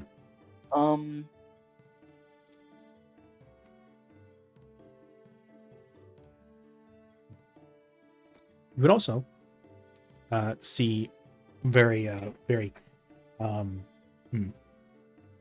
No, actually, no, you wouldn't. Anyway, Wait, huh? just reconsidered something. You, Almost gave something. you away. see nothing. You see nothing. No. So you come up into the port, DM, and as slip. Hmm? Please let whatever please let whatever you were going to say slip. Just for the funsies. Oh, okay. You see Harry's ship. It's made entirely of bone.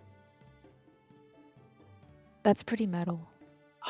That's pretty cool. We just hear metal music in the muffled metal music in the distance.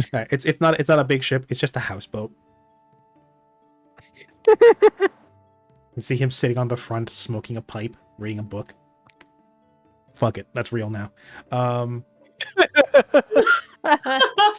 He doesn't. That's during the summer. It looks like a raft with a square hut parked on it, and there's like a little rocking chair out front, made of like femurs and rib cages. And he's there. He's got a pipe with smoke. Somehow he's drawing smoke through it, breathing out a ring, and then reading his book. Eating his drink. That's contemplating- divination. He's contemplating his drink. Yes, he's got a lot to think over. That's for sure. But yeah, no, he's reading what looks to be a small book, while a pipe somehow manages to draw through and puff out. Ordering my apple cider. Yes, quite. But yes, he's just enjoying his time in the dock as Flick sees none of this and is way more focused on making small adjustments as the kobolds squawk out, not even using words, just squawking like an alarm every time something draws too close. there's a It's like the car alarm when like the side of your car gets too close. It's for like the really fancy newer cars where they have that sort of detection system. When something gets too close. Beep, beep, beep, beep, beep, beep.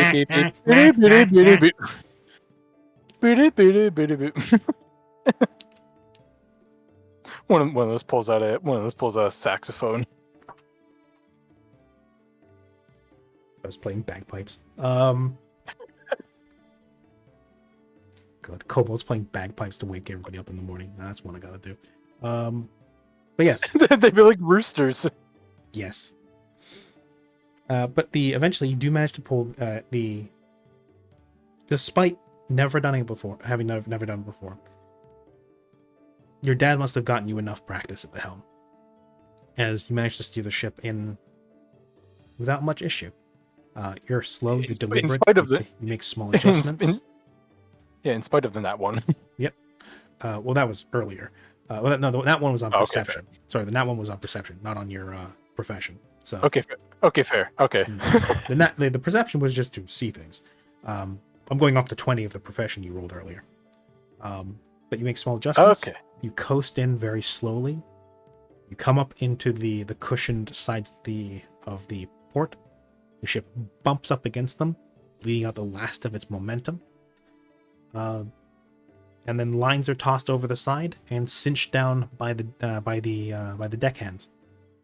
The ship is drawn up against it, drawbridge is put down, and you have docked.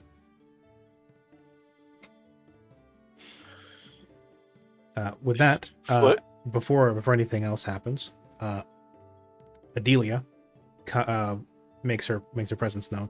She's got what looks to be a decently heavy-looking pouch of something in her hands that she stashes into her breastplate and says, "I will be making myself busy in the port. I will see you all back here later." At which point she jogs off the side of the ship and into the city of Mordon.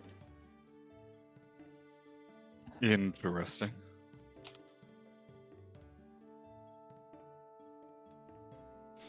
Let's see. Mallory, basically the moment you've docked, well, maybe not the moment, but afterwards, more or less disappears himself into the city.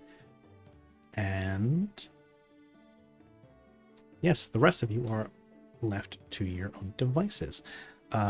As you would know from previous dealings, Flick, you do have a little bit of paperwork that you're going to need to do, and there is also a docking fee.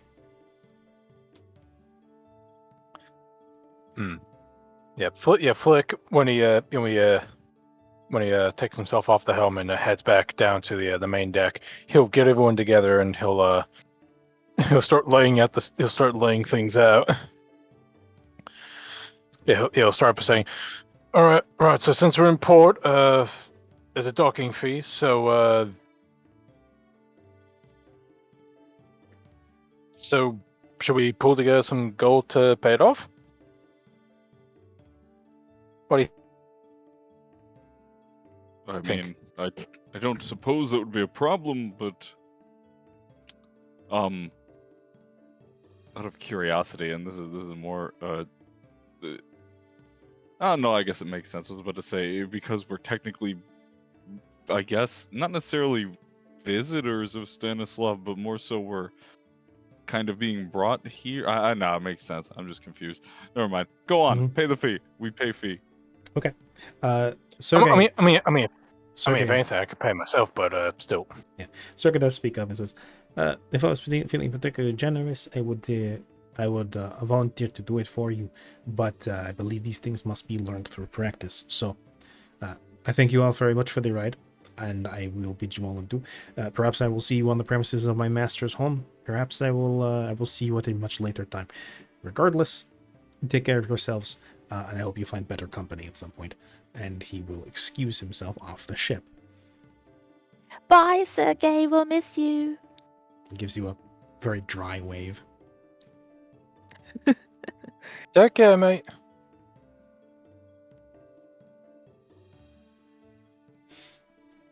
So yeah, once you disembark off the ship, you are approached by an official, very official looking, dressed in puffy sleeves and pants with a big drooping cloak, and of course, mandatory, a clipboard.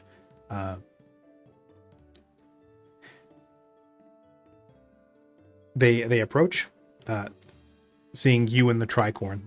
They gravitate towards you. The black and red tricorn. Yes. They examine the ship.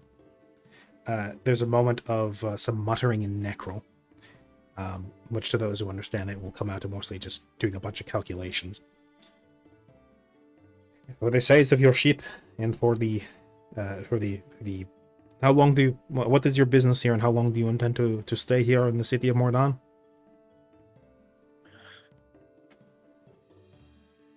I believe we're here for, what was it, a couple days, Kaya? I believe we're speaking with the papacy and registering this ship properly, and then we're off. Yes. So should only be probably less than a day. Okay, a single day's parking for a ship of your size. Again, what business? Here for Registry. registry. New ship, I see. I do notice there is no name stenciled on the side.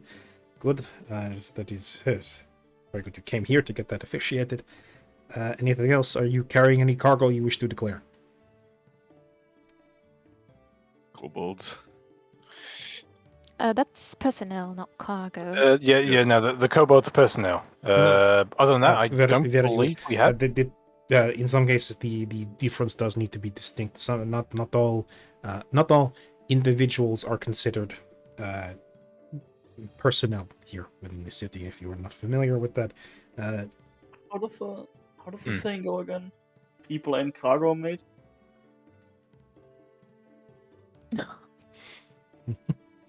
Yes. Part of the Caribbean. but yes, he says, yeah, kobolds. I see a rarity. If they are personnel aboard the ship, that is good to know. So you have no flesh cargo. You have no imported goods. No. Narcotics. Nope. Weapons shipment. Nope. Luxuries of any sort, such as furniture, incense, spices, or such. No. Meats or vegetables. Other than the food and provisions we have aboard, no. Explosives of any sort. None at all. Very good. And lastly, do you have any previous ties or affiliations with this with the country of Aerodine? No. Very good. Not yet. Okay. You wish to officiate the registration of your ship. Could I have a name? The Dawn Treader. Ah, yes. Very good. Yes. Let's see. You see him scratch something down with a quill. Very good. Dawn Treader, very noble. Yes. And do you have?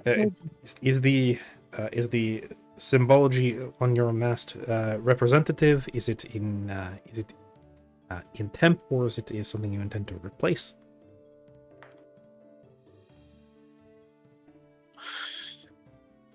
I believe it is.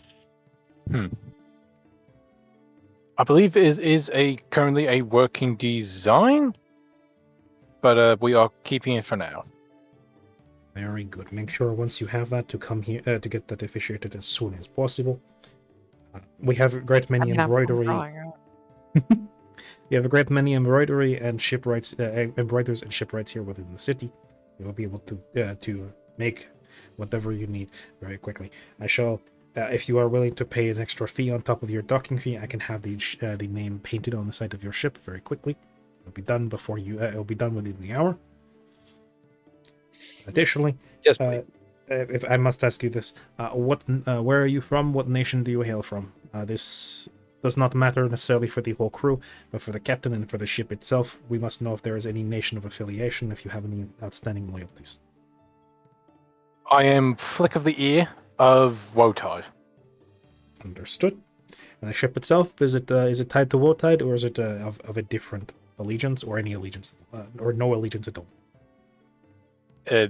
Different allegiance. Which one?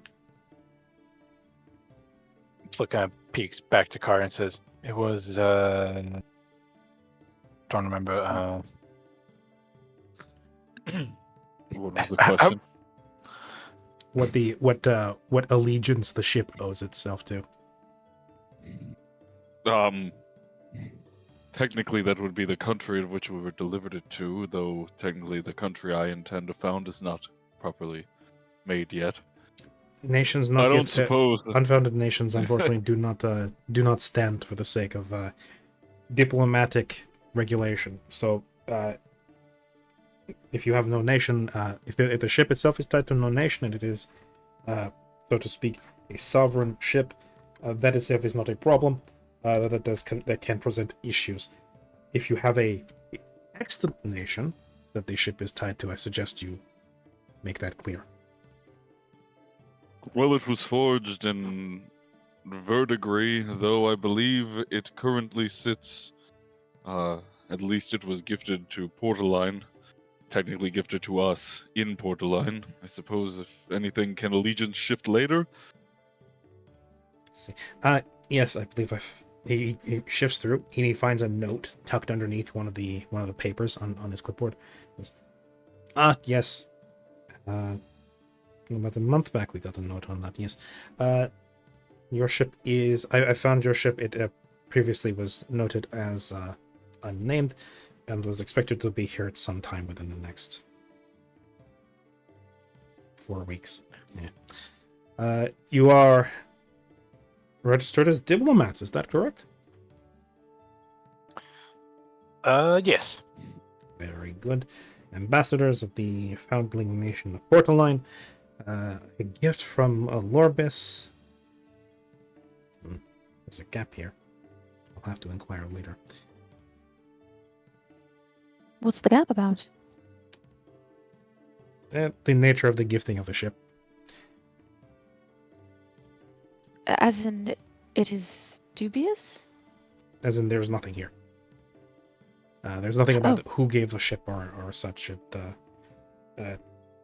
is not required. It is not a problem if it's not there. It's just a hole in the paperwork. It bothers me, but all the same, sometimes these things are kept confidential for a reason.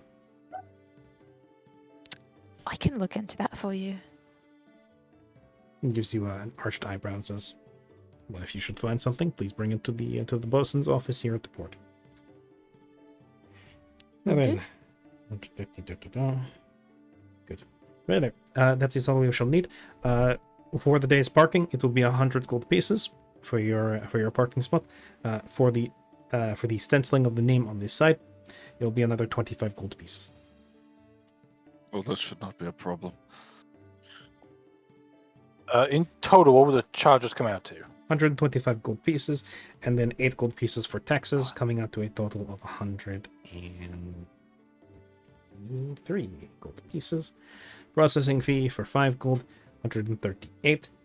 And then the additional instruction fee that comes up to 10 gold pieces, total of 148 gold pieces. Oh, I could pay that right now. And Flick just reaches into his pockets and pulls it, and presumably gets a little satchel, ties it up, and hands him a satchel full of 148 gold. Okay, you separate into a smaller pouch, tie it off, and you hand it to him. Yes. He weighs it. Seemingly, it's like just like his eyes going off into the going up. He seems to just weigh it in hand. Very good. As he then drops it into a what looks to be a wooden box hanging at his hip. He drops it into that. Goes, very good. Normally we allow the financing of such payments if absolutely necessary, but that would accrue interest. Very good that you will pay that promptly. We look forward to your business here in Mordon in the future. May the sleeper watch over you. May the dark comfort you, and may your sailing be ever clear. And he will scratch off one last couple of things, sign his name at the bottom of the clipboard, and then turn it around to you, handing you the quill and say, "Please sign here at the box below. Here, here, here, here." Flips a page up. Here, here, here, here. Flips another one. Here, and also initials. Flick shall shick. Flick shall do just that. Okay. After about 10 different signatures and putting your initials down, plus putting the date down a couple of times, something that trips you up a little bit because the way that the Mordani do their date is a little bit different. So they do month, day, year. After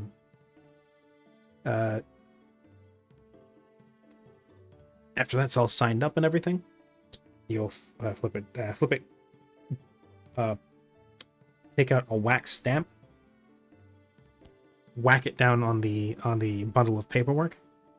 Put it to his side and say, "Very good. I will file this away. And once the processing time of approximately 2 weeks is finished, your ship will be on the International Registry of Boats on the Open Ocean, and you should hopefully be able to avoid the larger part of any sort of trouble going forward. Please be careful up on the open ocean. In particular, recently, piracy has been quite prevalent." So make sure that you are well manned, well provisioned, and I suggest if you are ever attacked, either bring protection vessel with you, or perhaps be ready to surrender, rather than put your lives in risk. Very well then. I will see you all. I look forward to your business and patronage later. And he will slip his quill behind his ear and march off to continue whatever other business here on the dock needs to be conducted. And with that, your ship is officially registered. It is now the Dawn Treader. Someone will be out here within the hour to paint the name on the side. Yay! All right. Let's go looking for some helping hands then. If you remember, Delia said she would take over on that. Oh yeah. Or failing that, let's go get some business done, shall we? One moment.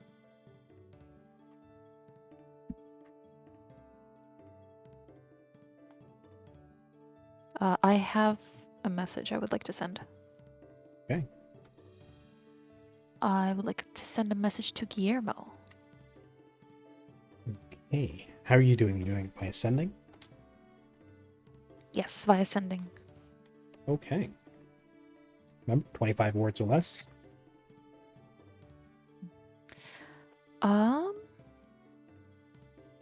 Okay. Guillermo, it's Siren. I'd like to inquire about the ship we received as a gift from you. Let's see, that was how many words? 5, 10, 15, 16, 17. What is 25 minus 17? That'll be I 8. have 8 words left. It's not listed as a gift. Why? And that's it. With a word to spare. With a word to spare, I guess the last word she'll say is Kisses. teehee. I don't know. Hee hee. I see.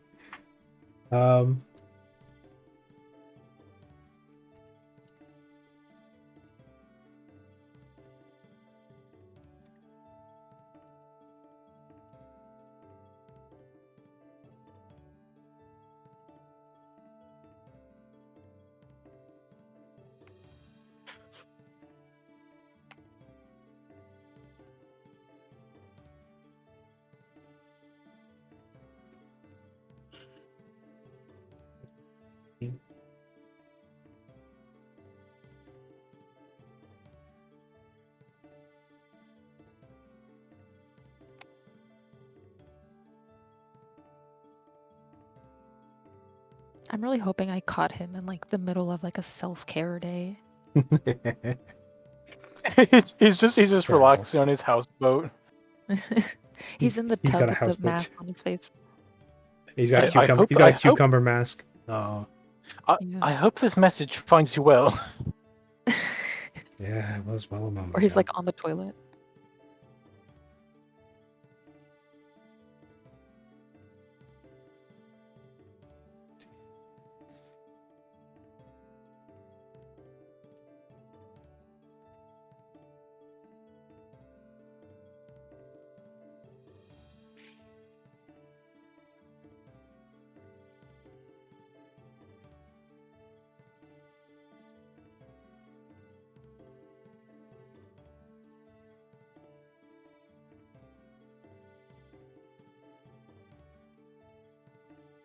Any more words?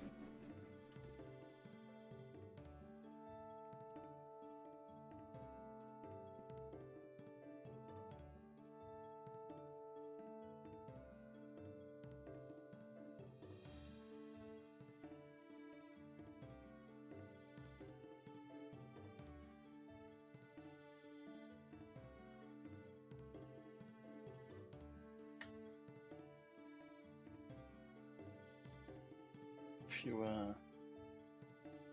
if you don't mind. Please take a quick look. In the book.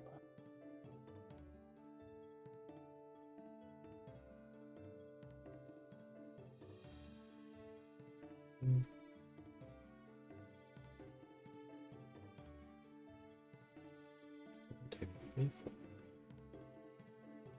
4, 5, 6, 7, 8, 9, 10, 11, 12, 13, 14, 15, 16, 17, 19, 20, 21, 22.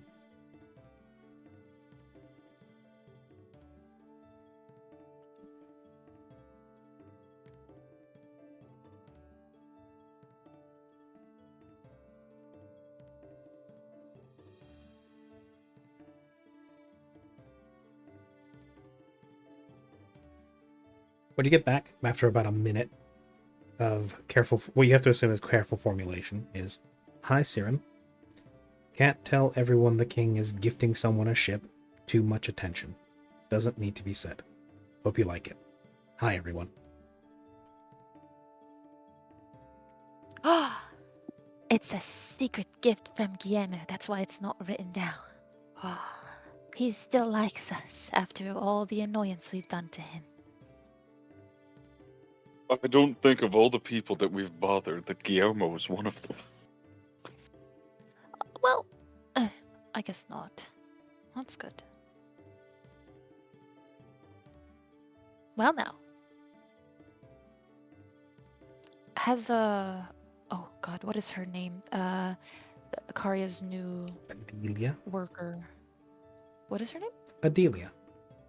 Adelia. Has she set off to look for workers? Yes, she is. Basically, the moment that the ship hit the port. I want to trail her. Okay.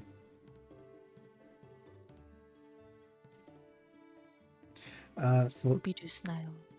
she's already beat feet, so you're gonna be trying to catch her somewhere out in the city. Yes. And I'm gonna snatch one of the kobold sacks to cover me. What? She's gonna grab one of their robes off their bodies and use it to cover yourself and disguise yourself. Yeah. You just using it to cover your head, or you use it just throwing over your body? Mostly head.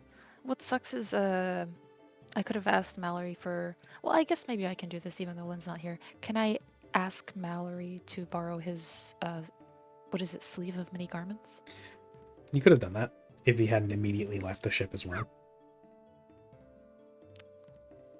Right. So kobold sack it is. Yes. There's nobody else in this group who has sleeves of many garments. I Nope, have no sleeves, one. but not of many garments. Is there someone else? Oh, wait, Flick, you have one? No. I was just making a joke. I have sleeves, but not of many garments. Oh, not of many garments. Does Trico have one? Mayhaps. Does Chaco Chaco have ones does. Does Chaco want to share them? Is the I think the most important question. Siren kicking her feet. That is the real question. Siren twirling her hair in her fingers. Trico. Oh dear. Yes. May I borrow your sleeve of many garments? I want to go spy on Adelia. I would let you borrow my sleeves of many garments. However, for stalking someone, no. But it's to ensure that she is actually trustworthy. Because I don't know her. Just talk to them. Don't be a creep. Well, She yes, tried but to kill Karia, therefore she's she trustworthy. tried to kill Karia and she took money from the ship coffer.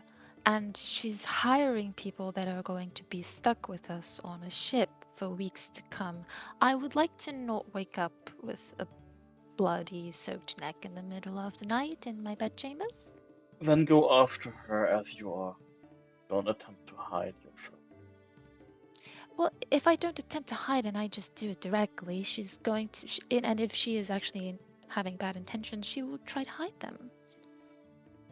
That's what people do. They lie, right? That's what I've learned. being with so many weirdos out here. No, never. He lied. Okay, I'm having a brain fart. I'm having a brain fart. Adelia's the Kari's new cohort, right? Yes. Yes, correct. Right. If you Fine. are worried you- that people...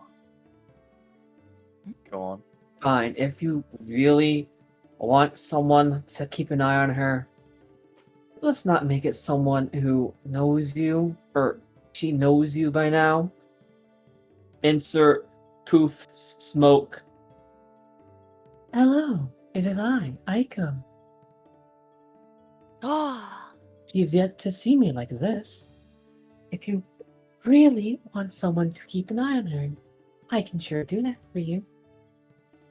I completely forgot that you could do that, and I was very confused who you were. This is the nun Yes. persona, correct? Yeah. Right. that's genius, Draco. We should go together. And she grabs her by the hand and starts after the same direction that Adelia went in. Pulls away. What? No. You. I'm sorry to say this, Siri. You are everything but, Subtle. you stick out like a sore thumb. What are you talking about? Clang, clang, clang, armor. Oh, all right. If you really want someone to keep an eye on her, allow me. All right then. I will simply. Aiko let out an uncharacteristic sigh. Anyways, guess I'm doing this now. Okay. Uh, Anyone need anything while I'm out? Kit will speak and say, "What shall I do in the meantime, Creator?" Make sure that one points at Siren doesn't leave. Understood. Oh, I get to babysit Kit. How lovely. Very good. Then, I think it's the. I think it's the other way around. She says, getting back into character. I don't get it. All right. All right. What should we do with the kobold? Should we have them stay in the ship and act as security? yes, I believe that would be good. Admittedly, also, walking with a procession of kobolds, especially through the city like Mordon, would not only, one, catch the attention of people that we would otherwise not want, but two, we would have to keep an eye on them. And frankly, I don't believe in these crowds. I can. Yeah, no, not in a place like this. Yeah, best to keep them running security on the ship until we're back. Yes. Sergei, has he departed yet? Yes. Ah. I may actually go catch up with Sergei. I have some things to speak on that I'd rather speak with Stanislav about. So, before we depart, Flick, I leave the everything ship related to you. Though it was my gift, it's my secondary gift to you. I can't use it. So, I believe in you. Handle your business.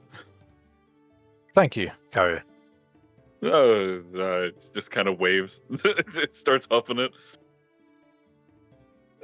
There goes my hero. Karia is Karia departing. Kari's gonna head out. Okay. Vire will He's follow, gonna- he's and the gonna- kobolds will immediately yeah. try to trail after you. Ah, yes.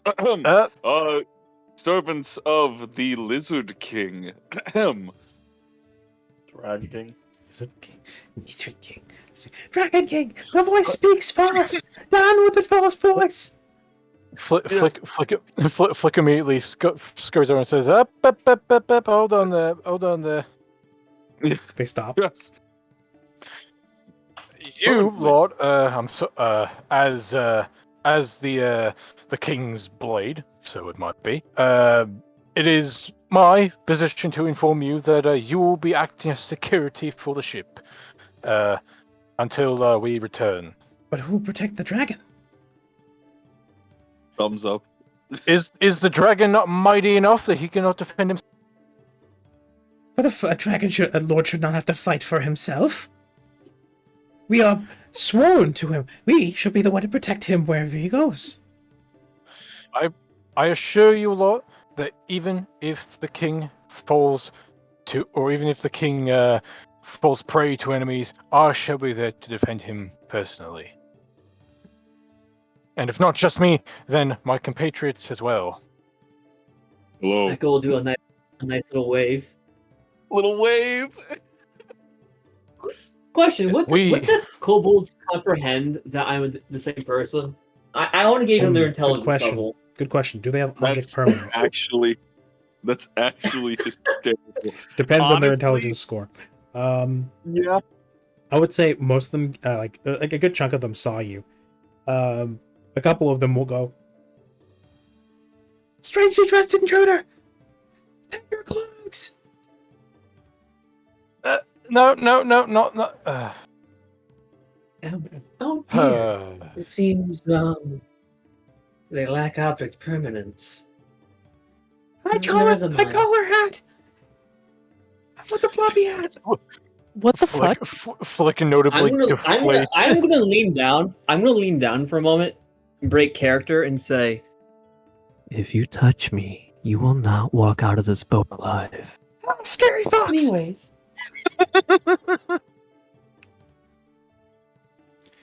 Brothers, Well, it is the yeah. fox. And then the other ones go like, "Yes, we knew this."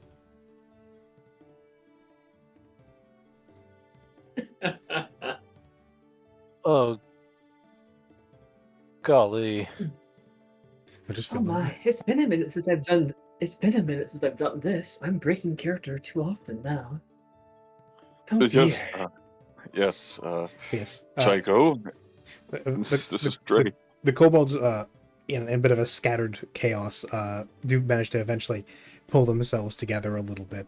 The one with the banner, though, stands adamantly by Vair and says, "If the host cannot go with, then at least I shall." I'm also right here, the large half dragon who is 3 of you tall. He looks you up and down, and then get with a little hand waggles. Question: may I suggest something? Scary Fox speaks. You there? What? Don't call me Scary Fox. Anyways, can you beat him in an arm wrestling contest? If you can beat him, I say you're stronger than he is, and you're more than right No, to no, no. defend. It's not the the, great not the dragon. important part. My purpose is not to be strong. No, it's not to. My purpose is to throw myself in the way of all strikes they may hit the Dragon King. You know what? I can wrangle one of them. It'll just kind of look to the rest of the party. One is far better than the 8 that are on the ship. I represent the probably- host of the. I represent the host of the Kobold. We follow the dragon wherever it goes. Yes. Vair, please Okay, so that accompany me. hour. No, go on. I was say so that hour of me leaving a little earlier. I gotta skedaddle in about half an hour. Okay. My bad. Okay. Okay. Well, I will take this one, so long as the remainder stay on the ship, to my meeting with Stanislav. Vair, I assume you are accompanying me.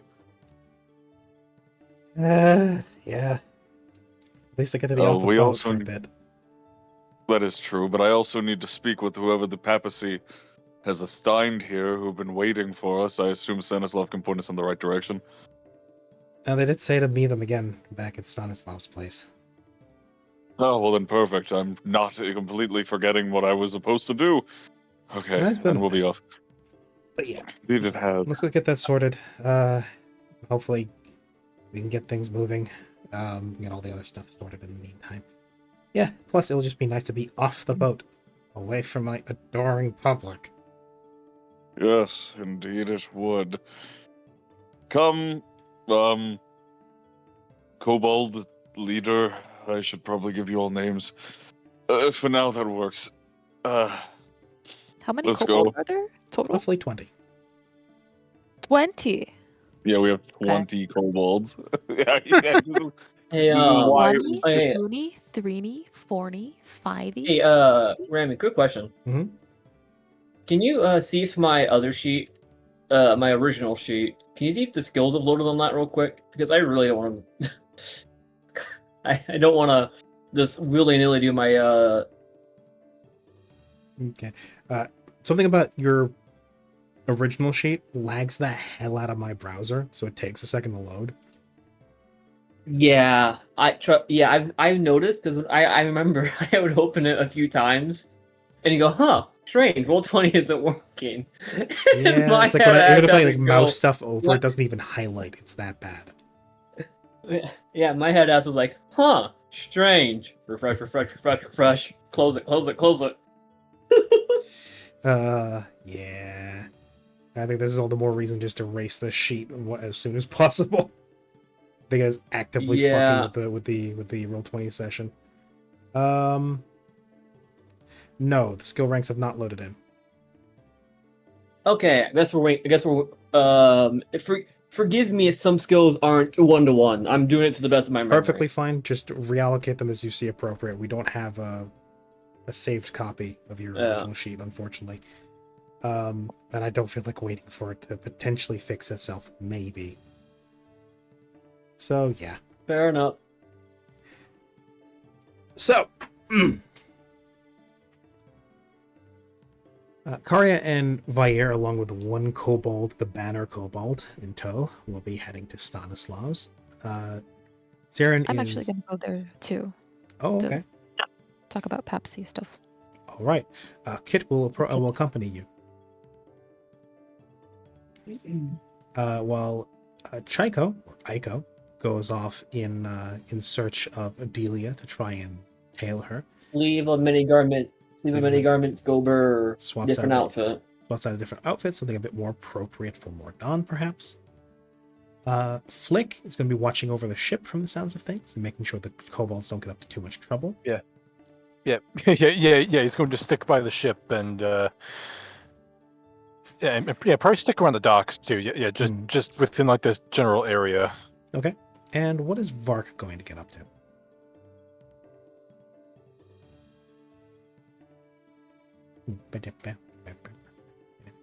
He's going to go look for some bitches. He's going to get skippity with it. The FBGM is what he's up to. I see. FBGM? Yeah, Fuck a with very big important money. thing. Yes. FMBG. Okay. Good question actually. I'm not sure yet. I don't have any specific task right now.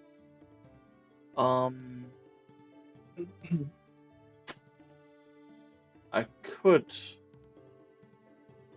start progressing that idea I've had for some time now that I mentioned in your DMs. This was a while ago, so I don't blame you for it at all if you don't remember. Been a bit, yes. The one involving Flick. Oh. Oh yeah. Sorry to I know somebody's on my sheet. I don't have fly still. Any idea why? Fly? Yeah, one of the things I have gives me fly, but it's not on this sheet. Huh, for some reason fly isn't weird. Oh yeah, because on the modification on the configuration page, for some reason you had them unchecked. Huh. Yeah, I rechecked them. They're now available on your skill sheet again. Alright. Okay. Yeah, that was a train. That was a. That's a class skill. Yes. All right. So Vark's gonna make his way into the town. He's gonna start canoodling. No, not canoodling. That's the wrong word. Okay. Yeah. No. I found what you previously mentioned. So I know what you're getting up to.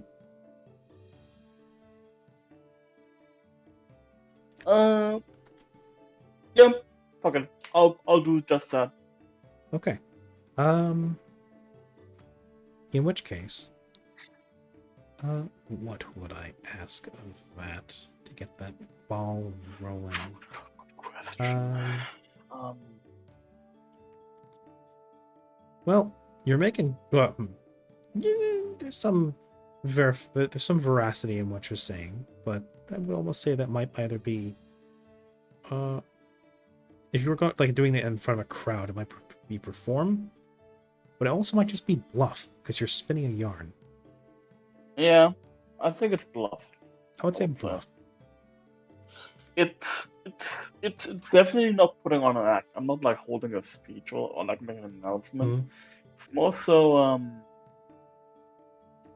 gonna pass by groups of people and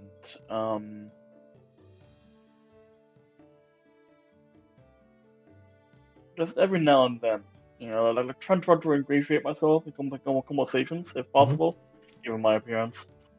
And then kind of try to mention on the side that Captain Flick is in town. Okay. Okay. Give me a bluff. You may take 10 on this if you wish. Also, if you want, I am willing to spend a couple of gold on this by means of, just greasing the palms of people, spread the word a little bit. Okay.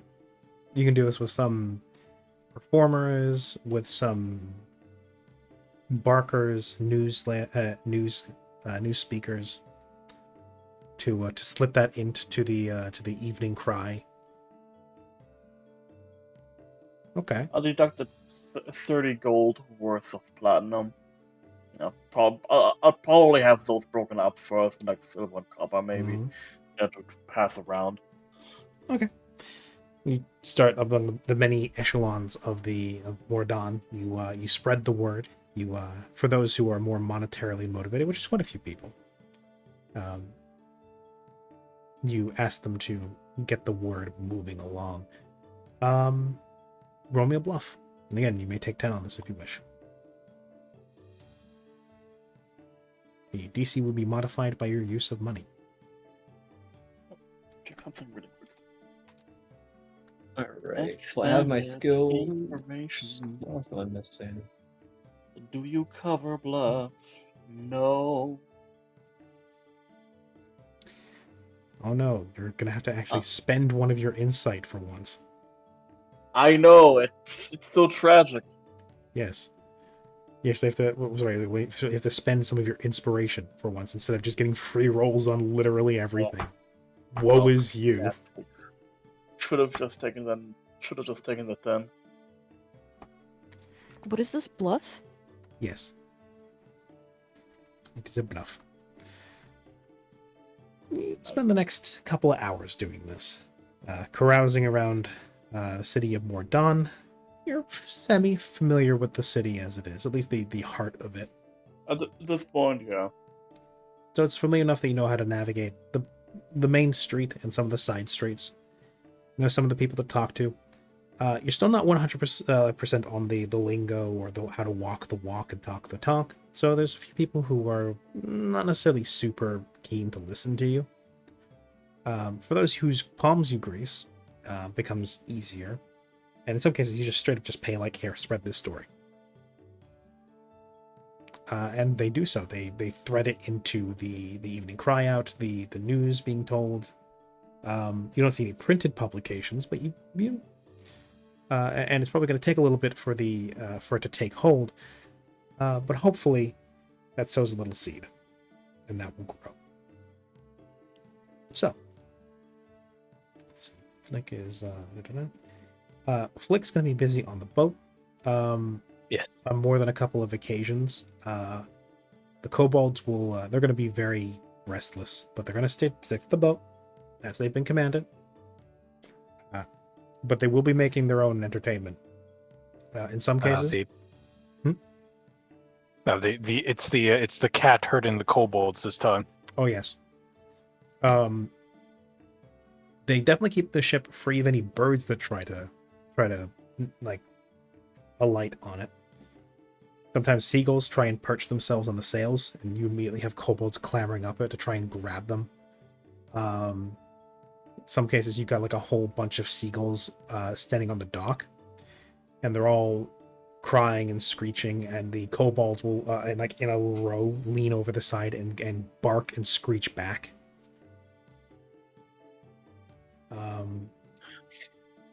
It is not quiet.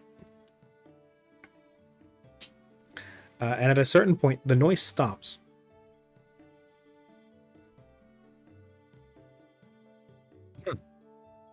One of Flick's ears will twitch a bit, and he'll. I take he's probably in the captain's quarters proper, like probably looking over the map. Probably. And when he hears the noise kind of cease, he steps back outside to see what's up.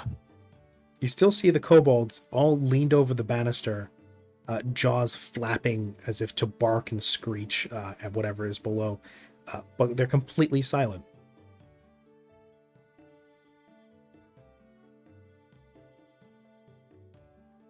I kind of look out past the banister to see, like, if they're still barking at the seagulls. Yeah, there's a whole row of seagulls, and just beyond that, you see what looks to be a small houseboat made of bones. Oh, Just there looks to be a skeleton sitting on a rocking chair made of bones too, reading a book, the pipe in hand, little half moon spectacles on the non-existent bridge of his nose. Hawaiian shirt. He would wear Hawaiian shirts. But he seems, in this case, he looks to be wearing what looks to be a corduroy suit. And he's enjoying his reading. Presumably, he cast a silence spell on the kobolds. Oh. That's funny. Man just wants his peace. Let's see. That leaves the what do you call it? That leaves the dragon, his voice, the voice's bride, and the kobold representing the pack, and Aiko out on the prowl. Well, Aiko has to skedaddle. Well, in that case, thank you for being here. Yes, sir. We'll worry about the particulars of what happened with Aiko the week after the next. We will not have session next Fair enough. weekend because Frey and June are going to be absent. We will only be down to 3 people. So thank you very much for Fair being here. enough. Take care. The next bit is just going to be covering what happens with Karya and Siren, and then I think we'll wrap up the Alrighty. session. Okie dokie. Sounds good. Okay, take care, man. Ka-chow. Good job. Take care. Sure will. All right. Karya and Siren, Bair and Banner Kobold, And Kit. and Kit. Yes. Your odd little band of reptilian and Vulpine individuals makes their way through the main street of Mordon, off of the docks to the main street. I hear the baby. Yeah. They're screaming. Yeah. That's what Grim. Thank you for the self-care. Make sure to stretch, everybody. Oh, needed that. Okay. Instructions unclear. Back broken. Oh no. Let me just actually. The first time in the session, I'm gonna roll something. Good. Okay. Ow.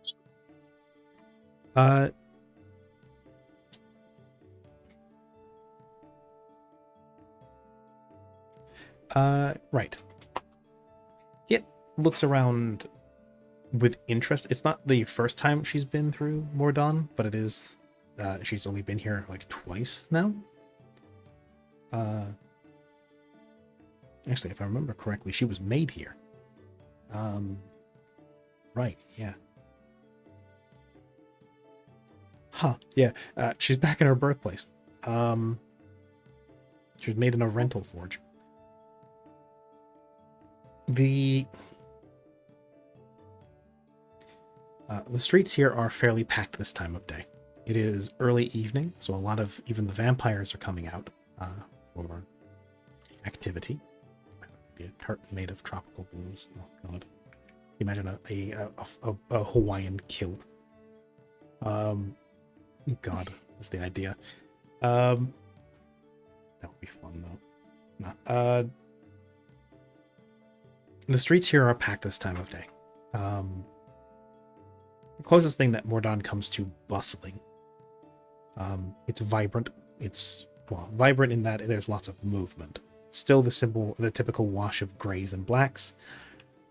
Figures tall and small, broad and thin, coasting back and forth through the city. You all stand out quite a bit, actually. But it's also a city that sees quite a few odd customers. So, for as much as you stand out, you are odd ducks among odd ducks here and there. So, as a result, the people of Mordon have come to expect some oddities coming by. It does not stop you from being stared at on occasion.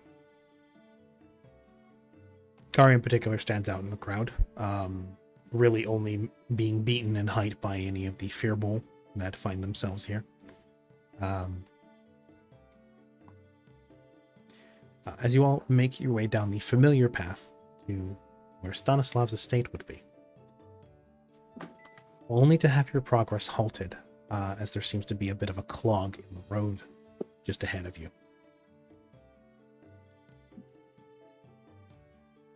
Oh. Blocking up the road a little bit.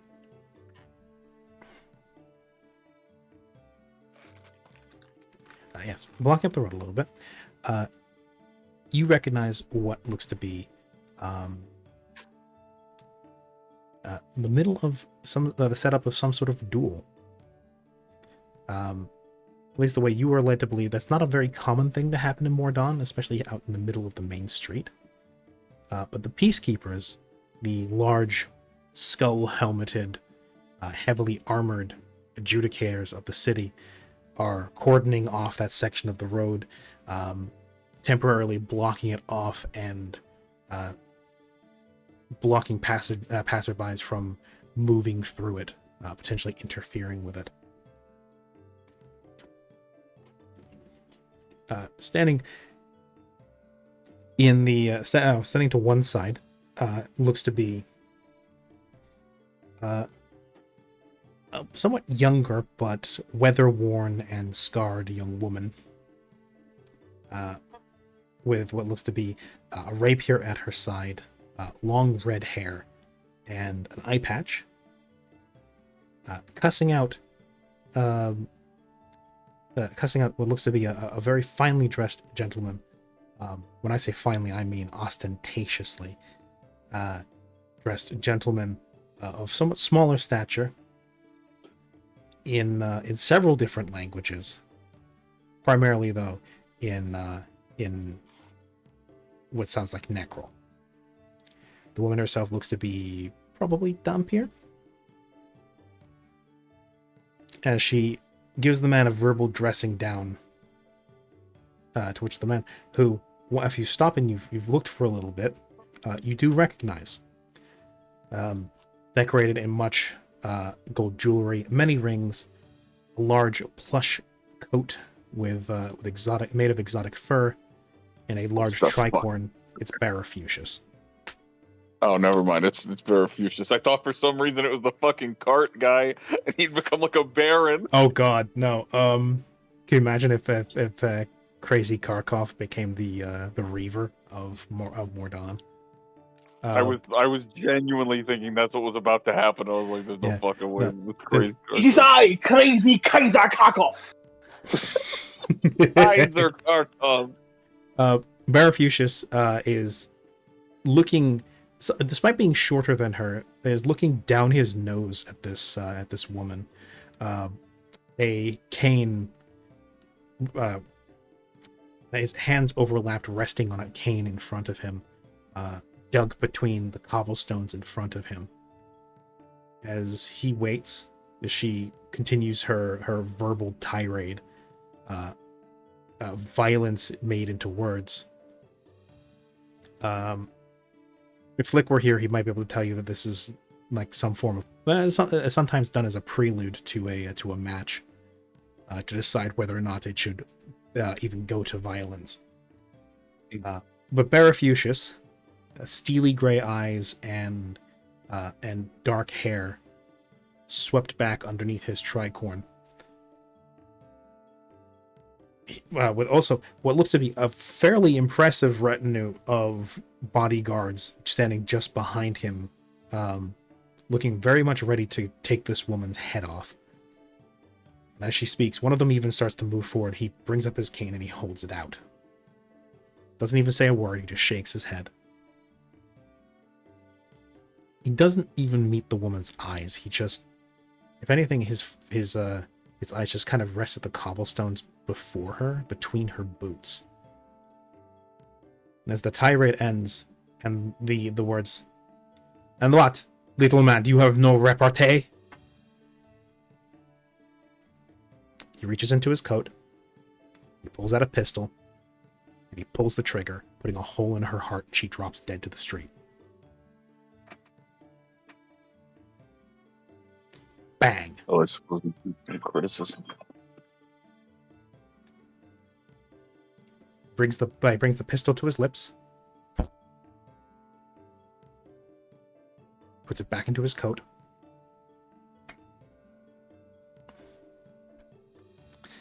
then brings out a handkerchief, cleans his gloves off with it, and says, "Not even worth the powder smoke," and then slips that back under his sleeve. He motions to the peacekeepers and says, "Clean this one up."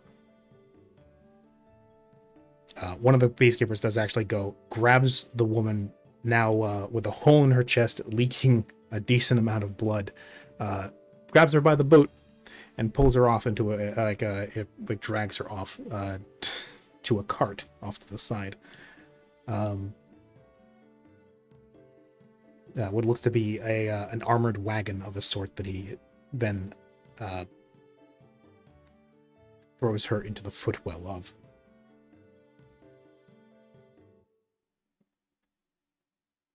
With that, he taps his cane against the cobblestone, tosses up just about a foot up, grabs it just underneath the top, looks around, puts on a very skeezy looking smile, and he says, "And that, ladies and gentlemen, is how we do business." And it begins walking in the direction of the port.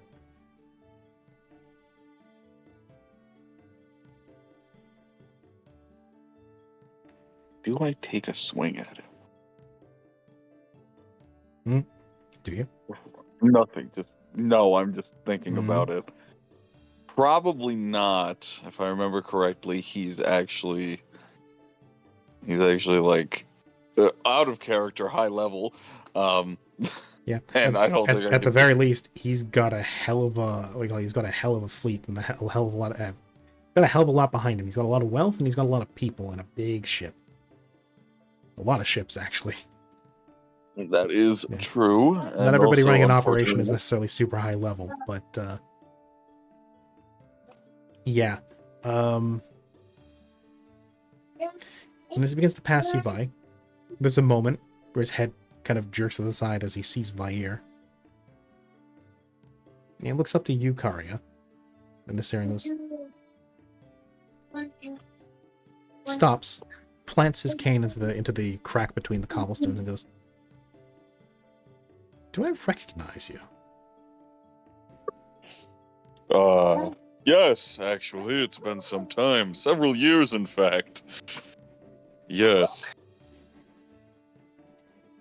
Oh, you were the mongrel claiming Orthos's name. Right, yes. It's good to know. I got to see that when, as much as things change, they all stay the same. Leans down to look at Vire and goes, "Looks, you're still as much a runt of the litter as you were before, aren't you?" At which point, the kobold actually steps up and gets in Barafucius's face. It begins yapping and going, "You'll not talk to the dragon like that! You flesh man! You creature! You'll not talk to the dragon like that!" And the Barafucius, like, visibly recoils at the sight of the kobold. "Oh, you keep the company of one of these things? Oh, This Right. indeed we do. you two very much are your father's sons, aren't you?" He like swats the specks of spittle from the kobold off his coat. And then now, as if to confirm the supposition that he might be of somewhat higher level, roll something.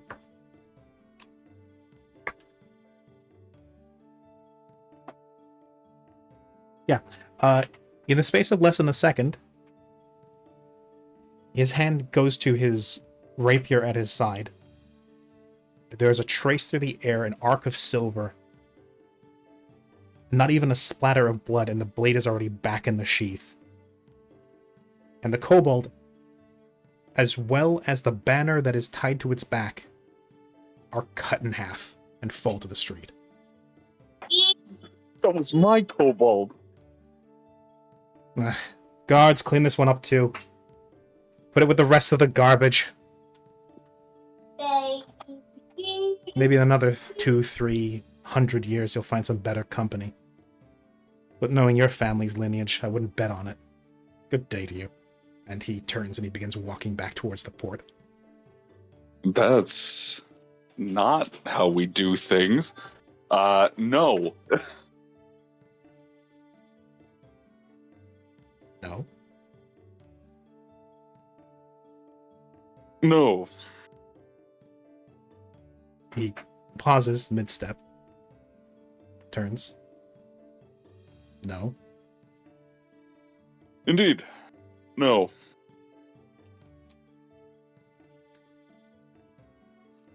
Far be it from me to deprive a simple man of his opinions, but what exactly do you mean, no? Well, let's see. This could be the part where I could say you've provoked me, killing one of my subjects. And indeed, were this a year ago, I would have.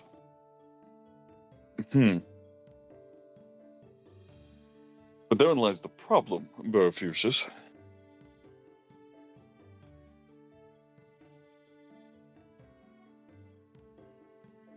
As tempting as it would be for me to take a swing at you, you're clearly very skilled with that. I will simply instead...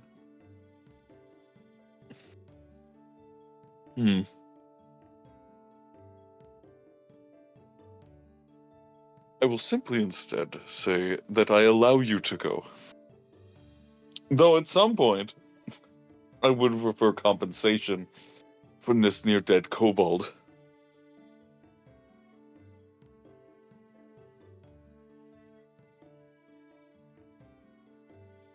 You finished? For now, yes. Now you may go. It's very cute. You think you have any room to permit me anything? I'm doing the world a net good by getting rid of that thing.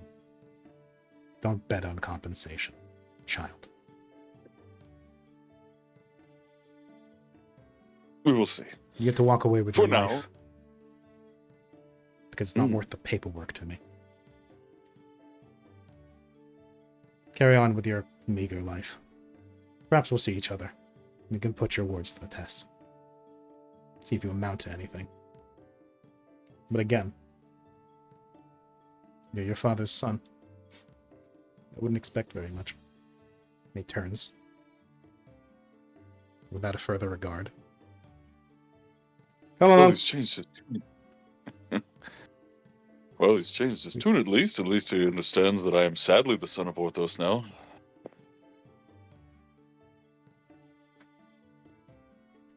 He gestures to his entourage and goes, "Come, the peacekeepers will handle any further problems here. We have work of importance to do." And strides off, his cane clacking against the cobblestone as he does. Well, this then brings concern. I didn't like him before. Now, sadly, I am down the only kobold with sense. At one point, one of the large armored peacekeepers does come, and in 2 meaty gauntlets, grabs one half the kobold, the other half, picks it up, and walks over to the armored caravan. I think not. He'll grab the armored man. The armored man turns and then goes to push you back. No. That is mine, a member of my crew and my retinue. It's my corpse to handle. Yes. With your strength, he goes to like shove you back. Obviously used to being able to like push anyone that grabs him with pretty good ease. You, however, keep a very firm hold on him. And it almost seems to startle, even behind the skull helmet. Yes, one of the kobolds got killed by the pirate King Barafucius because it got in his face about insulting Vair. But yes, he goes. He seems startled. He goes, "Citizen, are you claiming ownership of this corpse?" Considering that it was my retinue that was cut into, well, you stood there, mind you. But, yes, it's my problem to deal with, and he'll snatch the kobold's body back, not yours. Which the peacekeeper replies with a very practiced by the book. The kobold is a non-citizen, not registered to the city of Mordon. As a result, is not a member of the city, and as a result, is not afforded rights. If you are claiming ownership of the body and wish to dispose of it, do so. You may do so at your own expense. Carry on. And turns and goes back to, in this case, tending to the woman with a hole in her heart. I'm reminded every day why I hate this city. Let us get to Stanislav's place before I start some grand plans already of conquering. Wait, did we manage to keep the body? Yes. Yeah, I got the body. Okay. I have a use for that. Well, not me, but Harry. Let's see.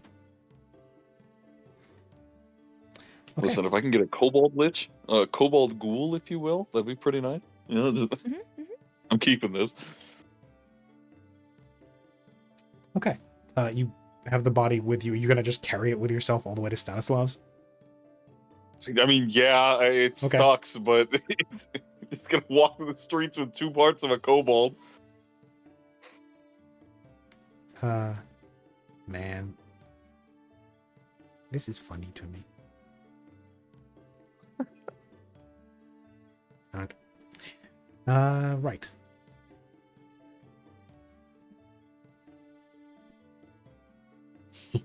Hank. Right. So you journey on the way to Stanislav's estate with, well, there's no heartbeat, so there's not as much. There's no fun fact about corpses. If there's no heartbeat, it doesn't bleed as much. You know a corpse is properly dead, where if you cut it and it doesn't bleed. That said, if it's 2 severed halves, the blood is still going to kind of spill out. It's a bit messy. And you just kind of have to hold it a little bit at a distance from you to avoid getting smeared with kobold blood. It is dark, inky, and smells extremely metallic. As the now what was previously sort of ruddy red scales are now almost light pinkish with how the kobold has exsanguinated. It is limp, and you've got, it was a diagonal cut, so you've got a sort of lopsided upper torso and lower body, as well as the chopped banner. Though you'd be forgiven for perhaps leaving that behind, unless you want to bring that with you. No, I'll bring it with also. Okay. Damn, I'm gonna burn his ship down. I like that one. Yeah. You tell I made Barafucius an asshole. Wow. I might have purposely made him to be hated. But yes.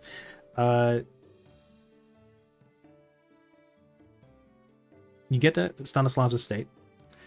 When you get there, you knock on the door, and who is it that greets you but Sergei?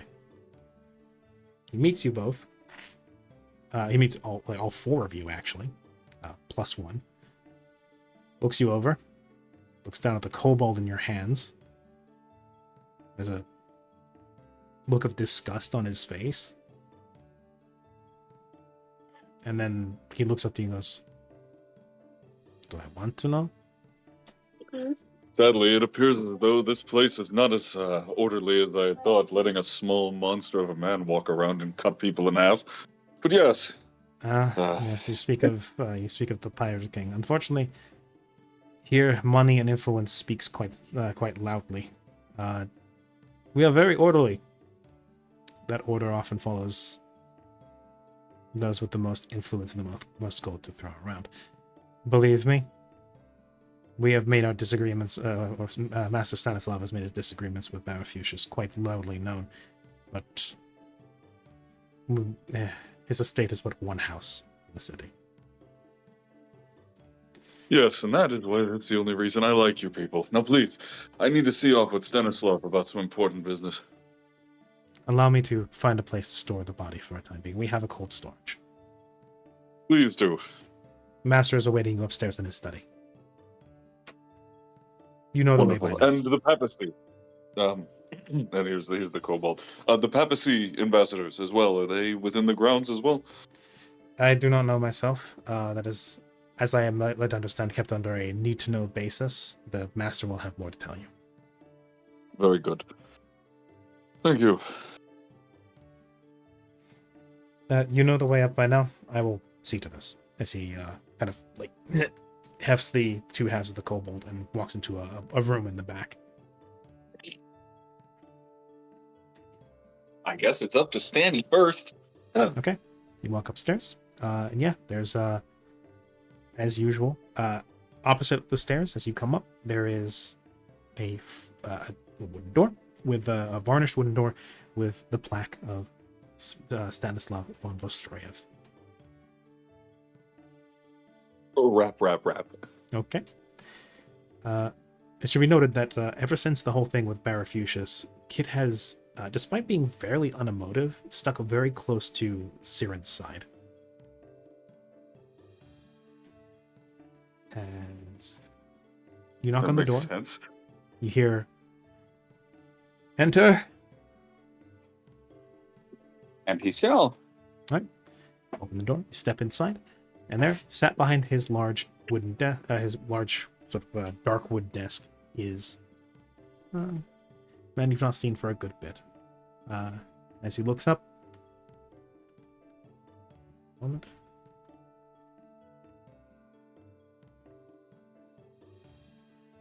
You cut out. Yep, just a second.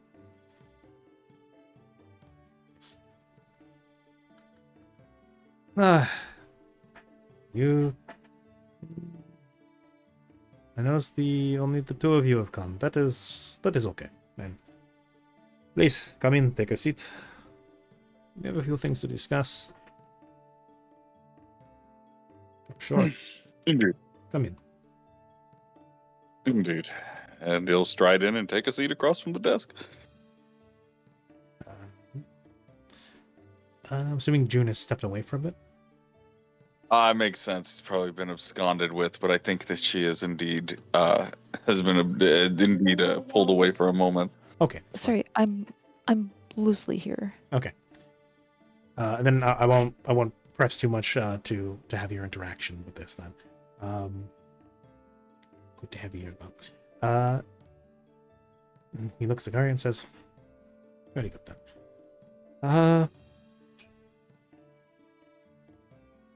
I would like to get caught up, but I'm sure you're here on some business. This is not a social visit." One part social visit, one part business, I believe. He gives you a nod. I have had Never yet. the papal representatives rather insistently pressing me for answers on what your when perhaps you would be back, when what your response would be. Yes, we intended to make haste as soon as we could. However, we once again found ourselves traveling through the north. You Indeed. This is actually part of the reason why I saw to you before I saw to the papacy. do. He will lean forward, bracing his elbows on the desk. You have my interest. For starters, we have uncovered trace amounts of magical materials in the north. However, they lied upon ruins. Perhaps you may have more information on them of a certain Galvan empire that once existed there. Galvan. I know of what may have once upon a time been a collection of nations, old countries. We were aware that there are ruins to the north, but we are aware that there are ruins to the north. We are aware that there are fallen structures, that there are things buried deep, as well as the magical minerals. Some theorize that perhaps the two are linked, that the either such civilizations rose around the rich deposits, or the deposits there are a result of the now fallen nations. Regardless, I did not have a name to put to this, nor particularly a people, only that there once upon a time there was civilization further to the north. Though as far north as your Dragonhome, that was always very suspect. Not many are so optimistic as to think that there are those who would live in such inhospitable conditions. But that there is metal available there means that there is perhaps veins outside of such ruins that we can harvest. That is encouraging. That was the initial hope with the prospecting, and hopefully this also means we can extract these minerals without disturbing these ruins. You sound a little bit concerned about that particular topic. I have learned in at least some capacity in my travels so far, in my time with you, Stanislav, that once, maybe even twice, is a coincidence, but 3 times is a pattern. What is the pattern you've seen? These white gods of which we speak are not a one-off issue, Stanislav. These are a much deeper-rooted issue in of itself. We have reason to believe that their affiliation with the North is very deep-rooted, very ancient, and just as dangerous as it was when the town itself was assailed by troglodytes and granted their boon. See. What connection do you believe they have to this old empire? From what we can gather, as it has been some time since we've been there, at one point they may have been affiliated, though we have yet been able to make sure any close connection. They may be giant kin, they may be something more, but a fringe group, we suspect, that has survived and has made their home, well, rather persisted in what they believed to be their home and putting up totem stelas of some kind to bring the frigid north down upon everyone. We had already beaten it back once. We have beaten back the northern winds again by destroying another structure on the ruins of an old temple. But they appear to be everywhere. We've encountered wildlife that has claimed dominion with them, massive dire wolves. Not to mention the entities we found out there, it is as dangerous indeed as we had suspected. But the concern comes not from its danger. Danger can be avoided or at least fought back, but it's coordinated danger which concerns me. They have a grip on this region, and I would suggest you be careful with what we may anger the more we expand. Let's see.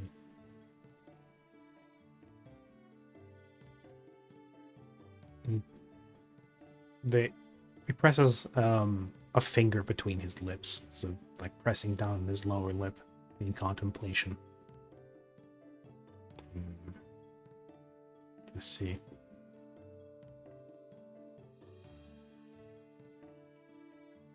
We cannot afford not to push into the north at least a little bit.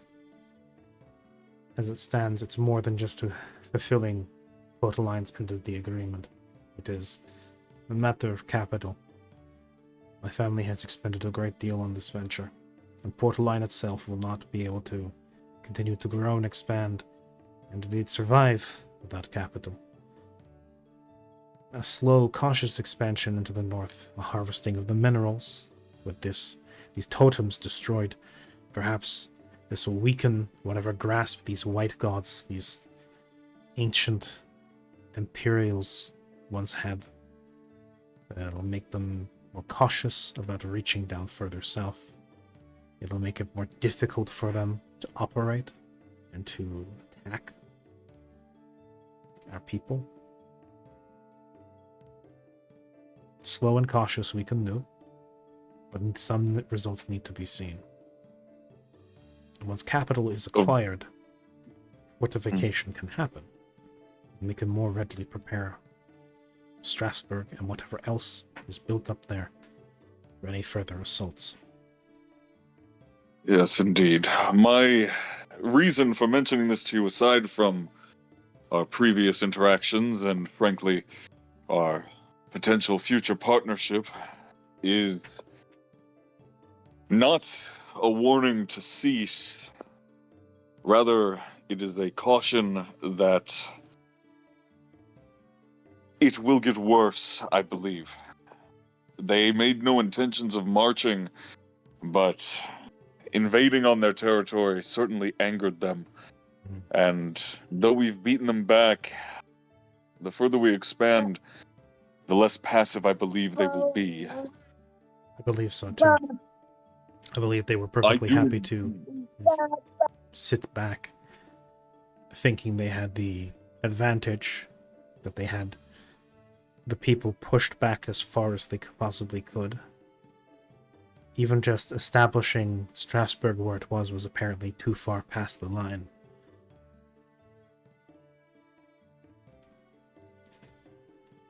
I take it as an encouragement that they have sent nothing worse than the troglodytes after the village so far.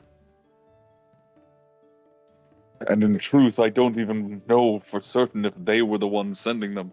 The troglodytes could have simply been operating on their own. But you did say that they were branded with their gift. Indeed, though from the ones that we killed, they forsook that gift. I don't know if they were acting on order, if they were acting on their own, and simply were swearing fealty to them. That I do not know. In fact, after speaking with the troglodytes, I don't actually believe many of them did know. The ones who now live there.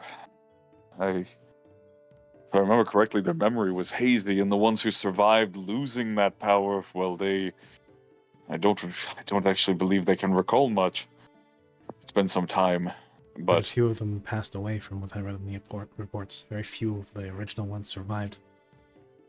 indeed, it was rather brutal. But yes, Mm. I say this because I still intend to push northward. We have a location, at least in some capacity, of at least the seat of this old empire, which I now believe to be, at least in some capacity, the homeland that I strive to reclaim and eventually form into a nation myself. Then this is no longer avoidable. If you wish to claim this homeland of yours, you will have to depose these white gods. That's why I come to you. Because my direct opposition will inevitably affect not only you, Stanislav, but frankly the entire country of, rather fledgling as it may be, of Porterline. But it is my I'd intent. even be so bold as to say that if they become particularly incensed, they may bring their wrath down further south. Yes. Thus was my initial concern, but we do not know exactly the extent of which their empire spanned, only that it consisted of my people, the dragons, pre-elven and giant cultures. Then some catastrophe wiped them out. But my concern currently is on the white gods rather than the thing that obliterated them, or rather, nearly obliterated them. They were not wiped out by it, they survived and then fell in on themselves. The temple there that we found, that we've pointed the people of Strasbourg to, is where most of the magical minerals are. I only have a simple request that the ruins of this empire at least be preserved and not mined into. There lies a great many things there that may help us in the further future. I see no sense in the desecration of culture and past. I very much doubt we will need to mine into the ruins to be able to access it. If they had any sort of sense, they would not have built, and if they were such a expanded empire, I very much doubt they would have built it budged right up against a significant vein of magical minerals. Yes. I will instruct the workers to be delicate. Indeed. I will presumably be hearing more from you in the coming days, but I don't believe that our partnership will be ending simply with that. So, should more news come about, please do keep in touch. We've been granted a ship through Verdigris, as we have said, and now we do indeed have said ship. Though I've been told it is under the wraps, Flick, who we have appointed captain, has named the ship the Dawn Treader. So you may seek us out there, and wherever it may be ported. This is going to make things significantly easier to stay in touch with you. Very Indeed, good. we'd hoped so. I'm very glad that the whole affair has been seen through. I've been coordinating with King Guillermo for quite a bit on that, to make sure that the whole thing was passed along subtly. Yes, that is what I've been told. Drawing too many eyes until you're able to until you are properly equipped to defend yourself. I suggest once you have the capital together yourself, you'll be getting no small cut of the profits from the minerals yourself. I suggest reinvesting them either into your own armaments or into the ship itself, so that it may weather any assault you may see on the ocean. I do believe that is a good. Once it gets out that you are the King of Lorbus's pet project, whether that is the truth or not, that is the rumor that is going to hit people's ears. Once they see that you are the favorites of the King of Lorbus, that you are crewing a prototype ship of a fledgling nation with access to magical minerals, some will see that and keep their hands off. Others are not so cautious and will be more daring about perhaps trying to profit off of you. Yes, indeed, that is what we suspected. Which is why we've been keeping our heads down as best we can, rather than, well, admittedly bumping past Barafucius on the way. But that he does not know that we have a ship You- and considers us nothing more than wealth. You ran So, into for now, I would Barafucius. keep it. Again? Yes, this would be the second time. What did you tell him? Did you do anything? Did you say anything to him? I may have admittedly slighted him ever so slightly, but he has said, and I quote, that I'm not worth the paperwork. And while normally I would be offended, and he did cleave one of my kobold retinue in half, Hmm. I thought better of striking him in the street, so I Wise decision. simply allowed. I would say, I've been trying my best to deal with Mordan's issues for a long time. My family and I have all been attempting our best for this. Not all vampire families share my vision, but some do. The one in particular I've been working quite closely with, but they unfortunately are also wrapped up in their own affairs at the moment and have to deal with those for the time being. The man of the house in particular has unfortunately had to leave for a time. The lady of the house is an old friend of mine. Regardless, there will come a time in the future where we're going to do something about Barafucius. I promise you that. This is more than just a business prospect for me, or me trying to leverage your dislike of the man. That man is bad news. He is bad for the city. He is bad for everybody he comes across. Pirate king or no, piracy, even I have limited cares about the matter of piracy. There's only so many things I can control. But Barafucius is vicious. He is ruthless. He is cutthroat, greedy, and above all, possible to bargain with. He wants something, he gets it. Whether it's by blade, gun, or coin, he gets it. Always gets it. He always has the clout, he always has the manpower, he always has the weaponry, he always has the gold. He always has somehow mountains of gold behind him to invest into anything he wants. The man refuses to be denied. And as is the nature of Mordan, many of the families do not see reason to get in his way, so long as business is done. I, for one, do not believe that man's continued existence on this world is good for any of us. So I promise you, if you want to collaborate on it in the future, there will come a time that I intend to do something about it. For now, though, continue what you are doing. So long as he holds a low opinion of you, as much as it may sting, as much as it may hurt your pride and mine to do so, as long as he believes that we are beneath his notice, he won't even bother broadsiding your ship to take your cargo. As long as you can keep your head down long enough until you're ready to be able to deal with such a threat, he will not even bother with you. And we can use that to our advantage. Indeed. That is what I intended to do as well. Good. Were I younger, a little more angry, perhaps I would have lashed out and died in the street, but no. Quite possibly. Barafucius thrives on such impulsive behavior. He loves goading people.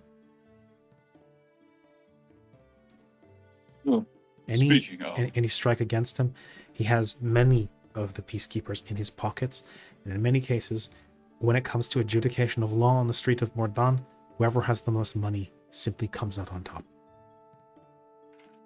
yes, as I have gathered.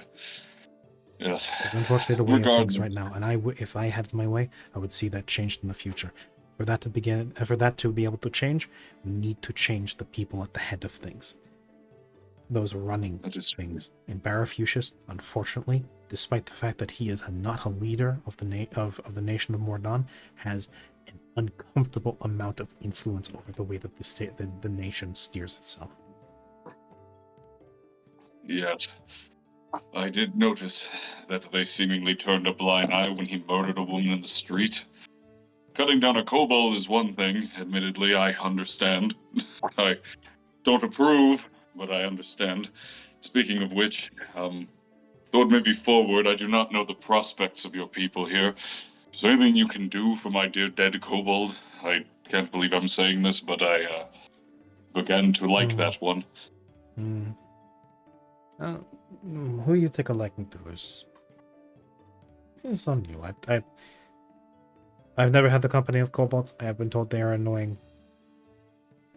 It is fine. Oh, It's- that is correct. There's nothing incorrect about what you're saying. Just that one at I least see. kept the other 20 in line. I would see the benefit of that, yes. 20 goblins. Regardless, for what we can do, it's, it is fully dead. I collect. Well, it is in 2 pieces in your cold Mhm. storage currently, yes. Then the ghoulification would be off the table. Unfortunately, could be raised as a zombie, or perhaps as a skeleton.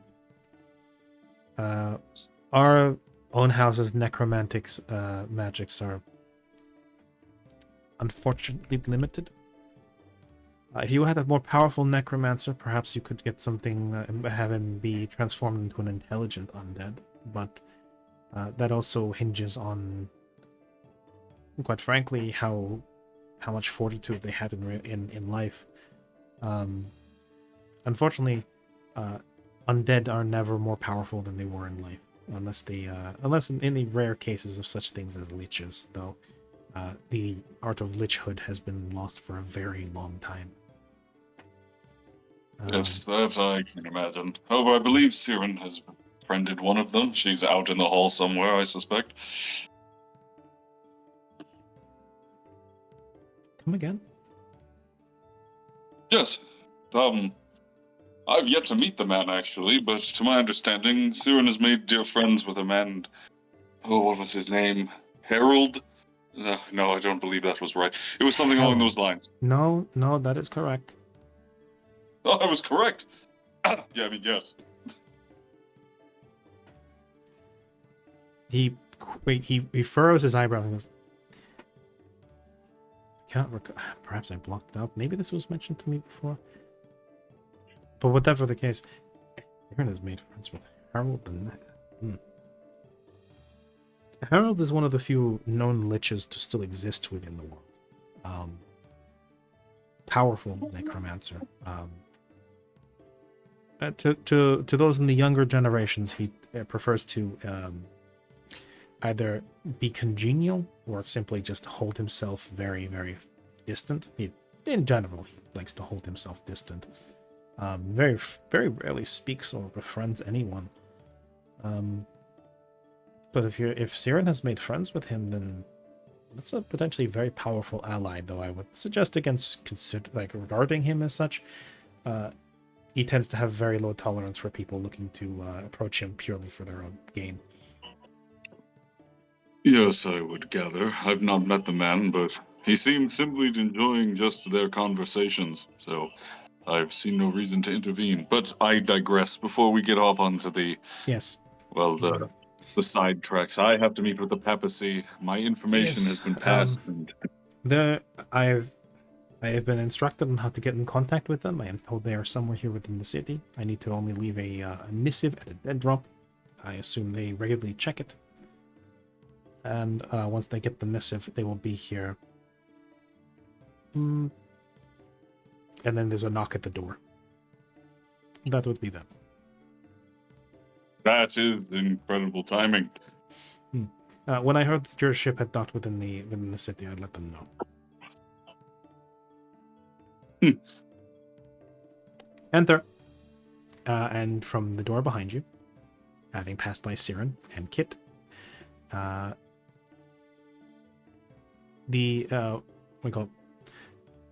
two of the individuals who previously greeted you, the Inquisitors from the Papacy,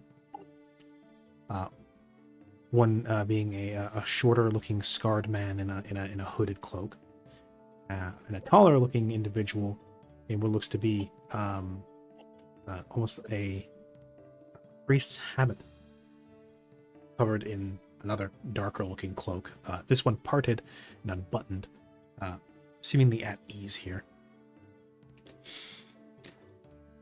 At which point, the smaller man gives you a gap-toothed smile and says, "Ah, the dragon friend. Very, very good to see you again." Yes, I apologize for the wait. There was some. I think nothing of it. It's what is that? But just building of the anticipation. Yes. Now, we have been waiting a little bit, so we have to ask. Will you be coming with us? That is correct. Yes. Very good. Oh, well then.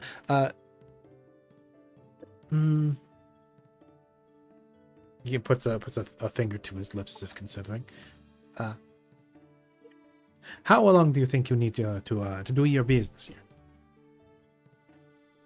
I apologize. I'm sorry. What? Your things here within the city. We want to leave as soon as possible. We've been waiting quite a while.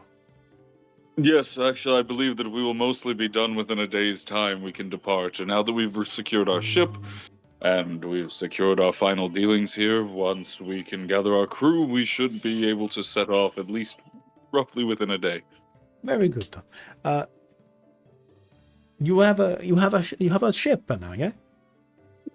Indeed, yes. We assumed you would be joining us on said voyage on the ship. I wasn't sure exactly the intentions. We have our own ship, which we would take as well. Let us know what's the name of your ship. Though it is not currently painted on the livery, we are going, I believe, with the name Dawn Treader. Very good. We will come and find you. At which point, he gestures to the larger man in the priestly habit and says, "See you soon." And they step out, shutting the door.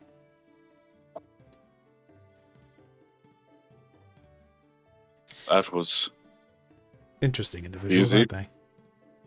Yes, I've never really gotten too comfortable in the presence of holy men. Admittedly, that's mainly because half of them attempt to purge me and the other half attempt to kill me from what I've seen, so... An unfortunate precedent to set. I would say get rather comfortable rather quick, because you're going to be in the presence of quite a few. Yes, we will be at the seat of power, considering we've met what I believe to be their leader. Ah, yes, the Pope. Yes. Still cannot believe we had the pleasure of having the Pope within my very own office at one point. You have an interesting tendency to make strange friends. No, I think that has ultimately worked out in your benefit, don't you think? It quite did, indeed. Now I've got troglodytes and kobolds, and I suppose that's what I expected, but to have the Pope in my back pocket and a Mordani benefactor... I would not be so quick to say that he's in your back pocket. If anything, by the end of this, you'll be owing him quite a favor. That is true, actually. Fair point. Assuming... Well, actually, I believe we'd be even. We brought the new heir over. I believe the trade-off was that they would help us. It's been some time. Allow me to give you a small lesson. That was a small favor they asked of you, though the incident with the ship and the deep creature was, I think, unpredicted. It was supposed to be a small favor, one that was exaggerated by the circumstances that happened. You having to protect the young girl. Well done, still. I hear she's doing quite well here within the city. I believe the intention was a small favor, then they do you a big favor, then you owe them a big favor, and so back and forth, and they have and then before you know it, they have established a consistent business relationship with you. I would not expect it to end at this purgation, though. Going by the way that they are doing things, which are rather civil, I would expect the relationship to be amicable going forward. At the very least, I would hope so. At the very least, from my dealings with the Papal Church, They've always been more enthusiastic and zealous than those in the Quadranon, but also far more willing to get results and much more reasonable, especially compared to the zealots in Aerodyne. Those two don't even compare. Whatever the case, do be careful. Stay with your escorts at all times.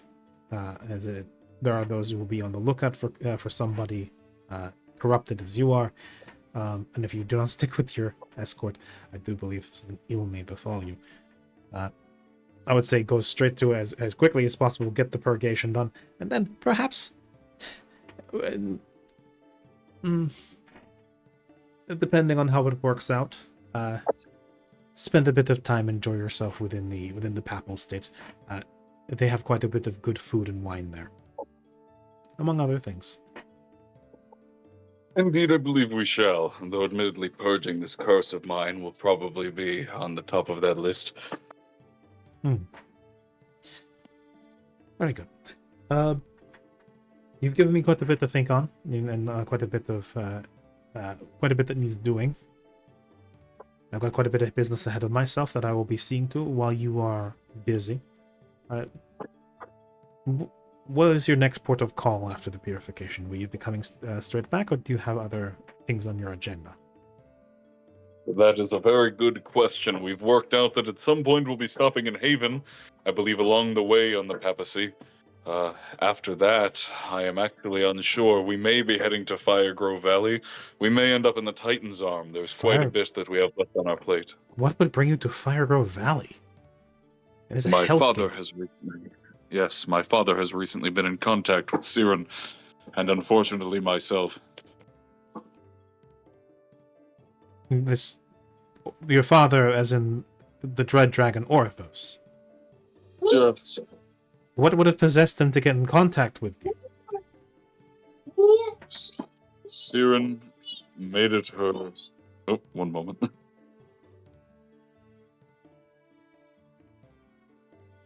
There we go. Siren made it her prerogative after we slayed the dragon in Verdigris to reach out to my father, not understanding that my father was a conniving, evil, and apparently very ancient dragon, far more than we had originally believed, because through imagery, we saw him at the seat of this Galvan Empire in the north. Younger. While you're saying all this, Stanislav is reaching into a cabinet in his desk. He's taking out several sheets of paper and what looks to be a couple of binders, opening them up, taking a pen, and then just crossing through several lines of writing. Continue. Yes. Yes, but begins furiously writing. Orthos, to my understanding, is one, still alive, which of that one I am most disappointed, but moreover surprised. Secondly, my brother has been in Mordaunt. I bumped into him. Vair has been here several times. What are you talking about? He's right there. No, my other brothers, Orthos's kin, directly. Well, I had heard about other half-dragons. I simply did not assume that they were all related. That is fair, but yes, Jortashane is one you may need to look out for. He is large. I will tell some of my my informants to keep an ear out for that name. Good. Very well. It is more work that I will need to do. Firegrove Valley is a dangerous prospect. I hope you have preparations for that. It is a hellscape. The name does not do it justice. Yes, I would have. It is. It is a series of craters and a valley between two mountain ranges that is constantly seething fire, magma, and everything else that would broil you alive. Yes, I suppose it makes far more sense that Orthos would have ended up moving there after his departure from his original home. Unsurprising that a red dragon would move there. Quite honestly, I don't know why I suspected anything else. Perhaps it was too Indeed. obvious. Yes, my hope was that we would never see him again, and he would be dead. Well, perhaps next However- time you should tell Siren not to go psychically poking ancient dragons. Yes, trust me, we had that conversation, and we will continue to have that conversation while marching through Hellfire. However, she's very convincing at making me not angry at her. It gives you a flat stare. I could not imagine why. But I digress. I believe that's all I have for now. More I thought information you on the looked a little Galvin bit more Empire. grown up after coming back. I'd understand now why the mating rituals of the mortal races are much more interesting. I have been proceeding in them post-haste. But I digress. This has More no information interest to on the me. We Gal- must talk about something else. Yes, indeed. Thank you. Yes. Children. Anyway.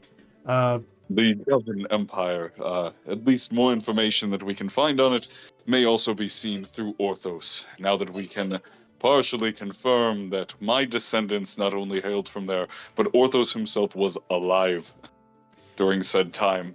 Then More information hopefully may give he'll- us some benefit. hopefully, yes, this will benefit you, and you will get not even necessarily a historical account, first-hand account of ancient history.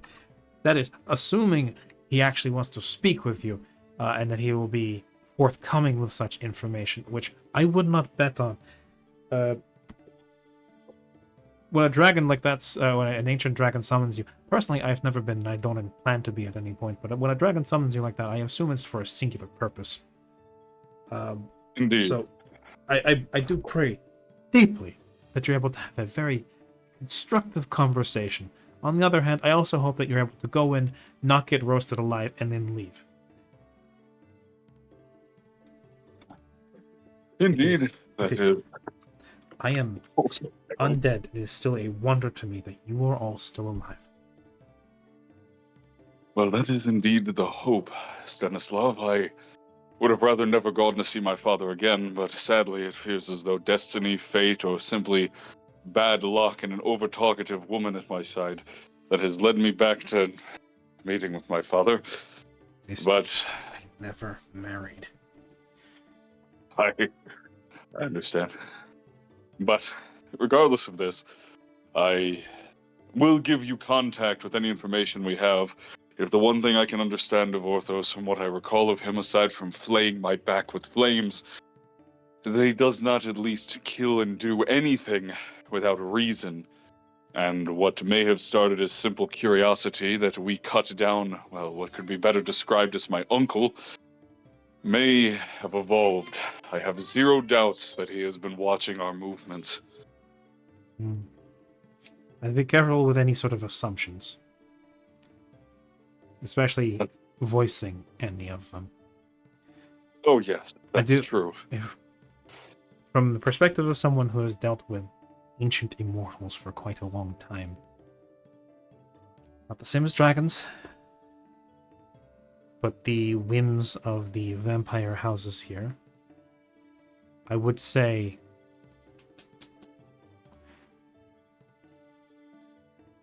be careful with assumptions. Be careful with your words. Creatures that ancient get that ancient by being very careful and often very prideful. If there's That is. advice I can give from my very stressful meetings with the elders of the council here within Mordon, is make no suppositions, make no assumptions, make no demands. Listen, swallow your pride, get what needs to be done. And hopefully, they calm down enough and they mellow out enough but they become open to simple conversation. One can only hope. But I have taken more of your time than needed, Stanislav, and I assume you, now seemingly like myself, are now currently busy with a backlog of things that we need done. So Well, I will need meet to- back up at the Dawn Treader. I need And- to organize a fresh mobilization of workers to Strasbourg.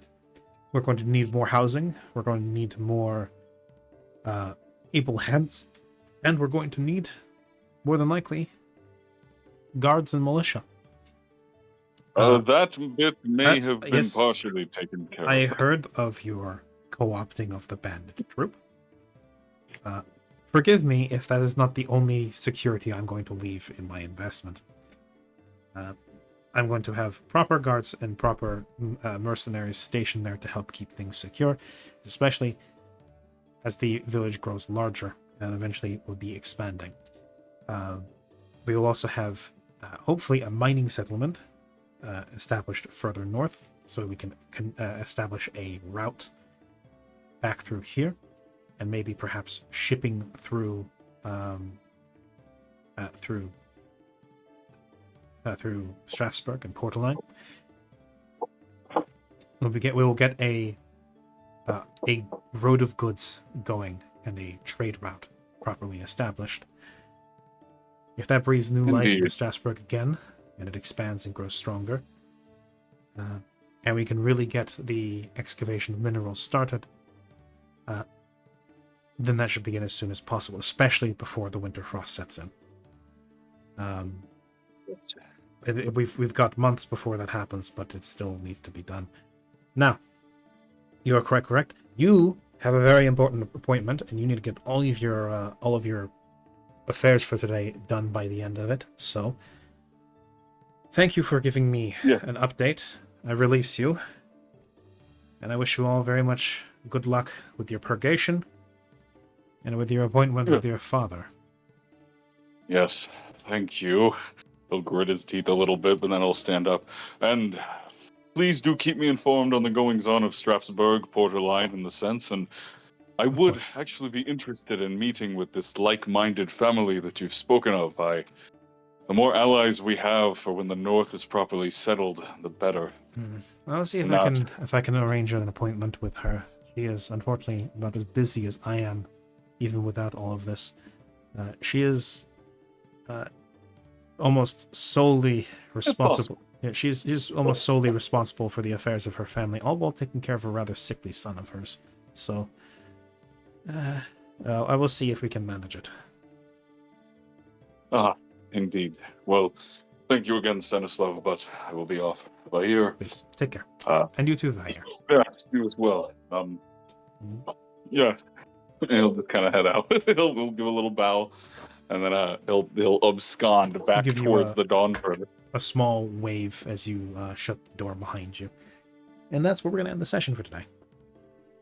Very nice. Have to see you in 2 weeks, most likely. Yay. That's the hope. Yeah. Thank you guys very much for being here. Thank you those who stayed, those who didn't, to my players, and to those watching and lurking. Love you very much. And thank you for running as always.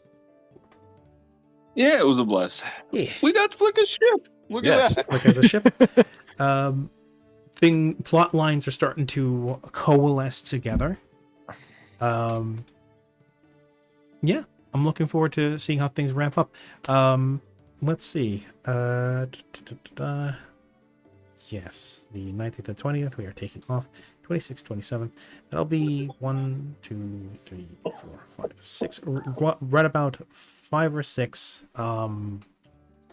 more weeks where the party is going to be down to. Hopefully by the end of August is when Peppy and Lynn will be back, and we'll be able to resume the story in full swing. Where we'll be when that'll happen, I am not entirely sure. We'll see. I do assume it's probably going to, knowing the way that we go pace-wise, it's probably going to happen sometime before we get to Firegrove Valley, which will make reintroducing the 2 missing party members a little bit easier. That'll be good. So we'll probably wrap up the papacy then in what would that be? 4 sessions? 5 sessions? Yeah, I'd say that'd be a reasonable amount. Yeah. Fair enough. What about Haven? Because I know Haven. True. There is a time in kinda- Haven. Whether we could just make that a single session depends on what you guys want to do there.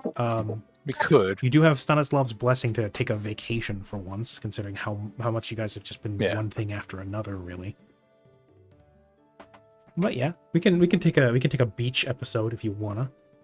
But yeah, I'm just gonna leave the session out. Grim, thank you for seeing us off with another self-care. Thank you for coming by. Rin, Ari, thank you for lurking. Those others who are lurking, you know who you are. Thank you for being here. Yeah. What else can I say? Well, without dragging out the outro even more. Take a stretch, take a drink. To everybody who is late night or evening like myself, get some good rest. To all the Americanos, enjoy the rest of your evening. We'll see you later. Good night. Thank you. Bye-bye. Thanks for running, buddy. Bye. Bye-bye. I got 3 minute hours, so I gotta bounce. Bye-bye.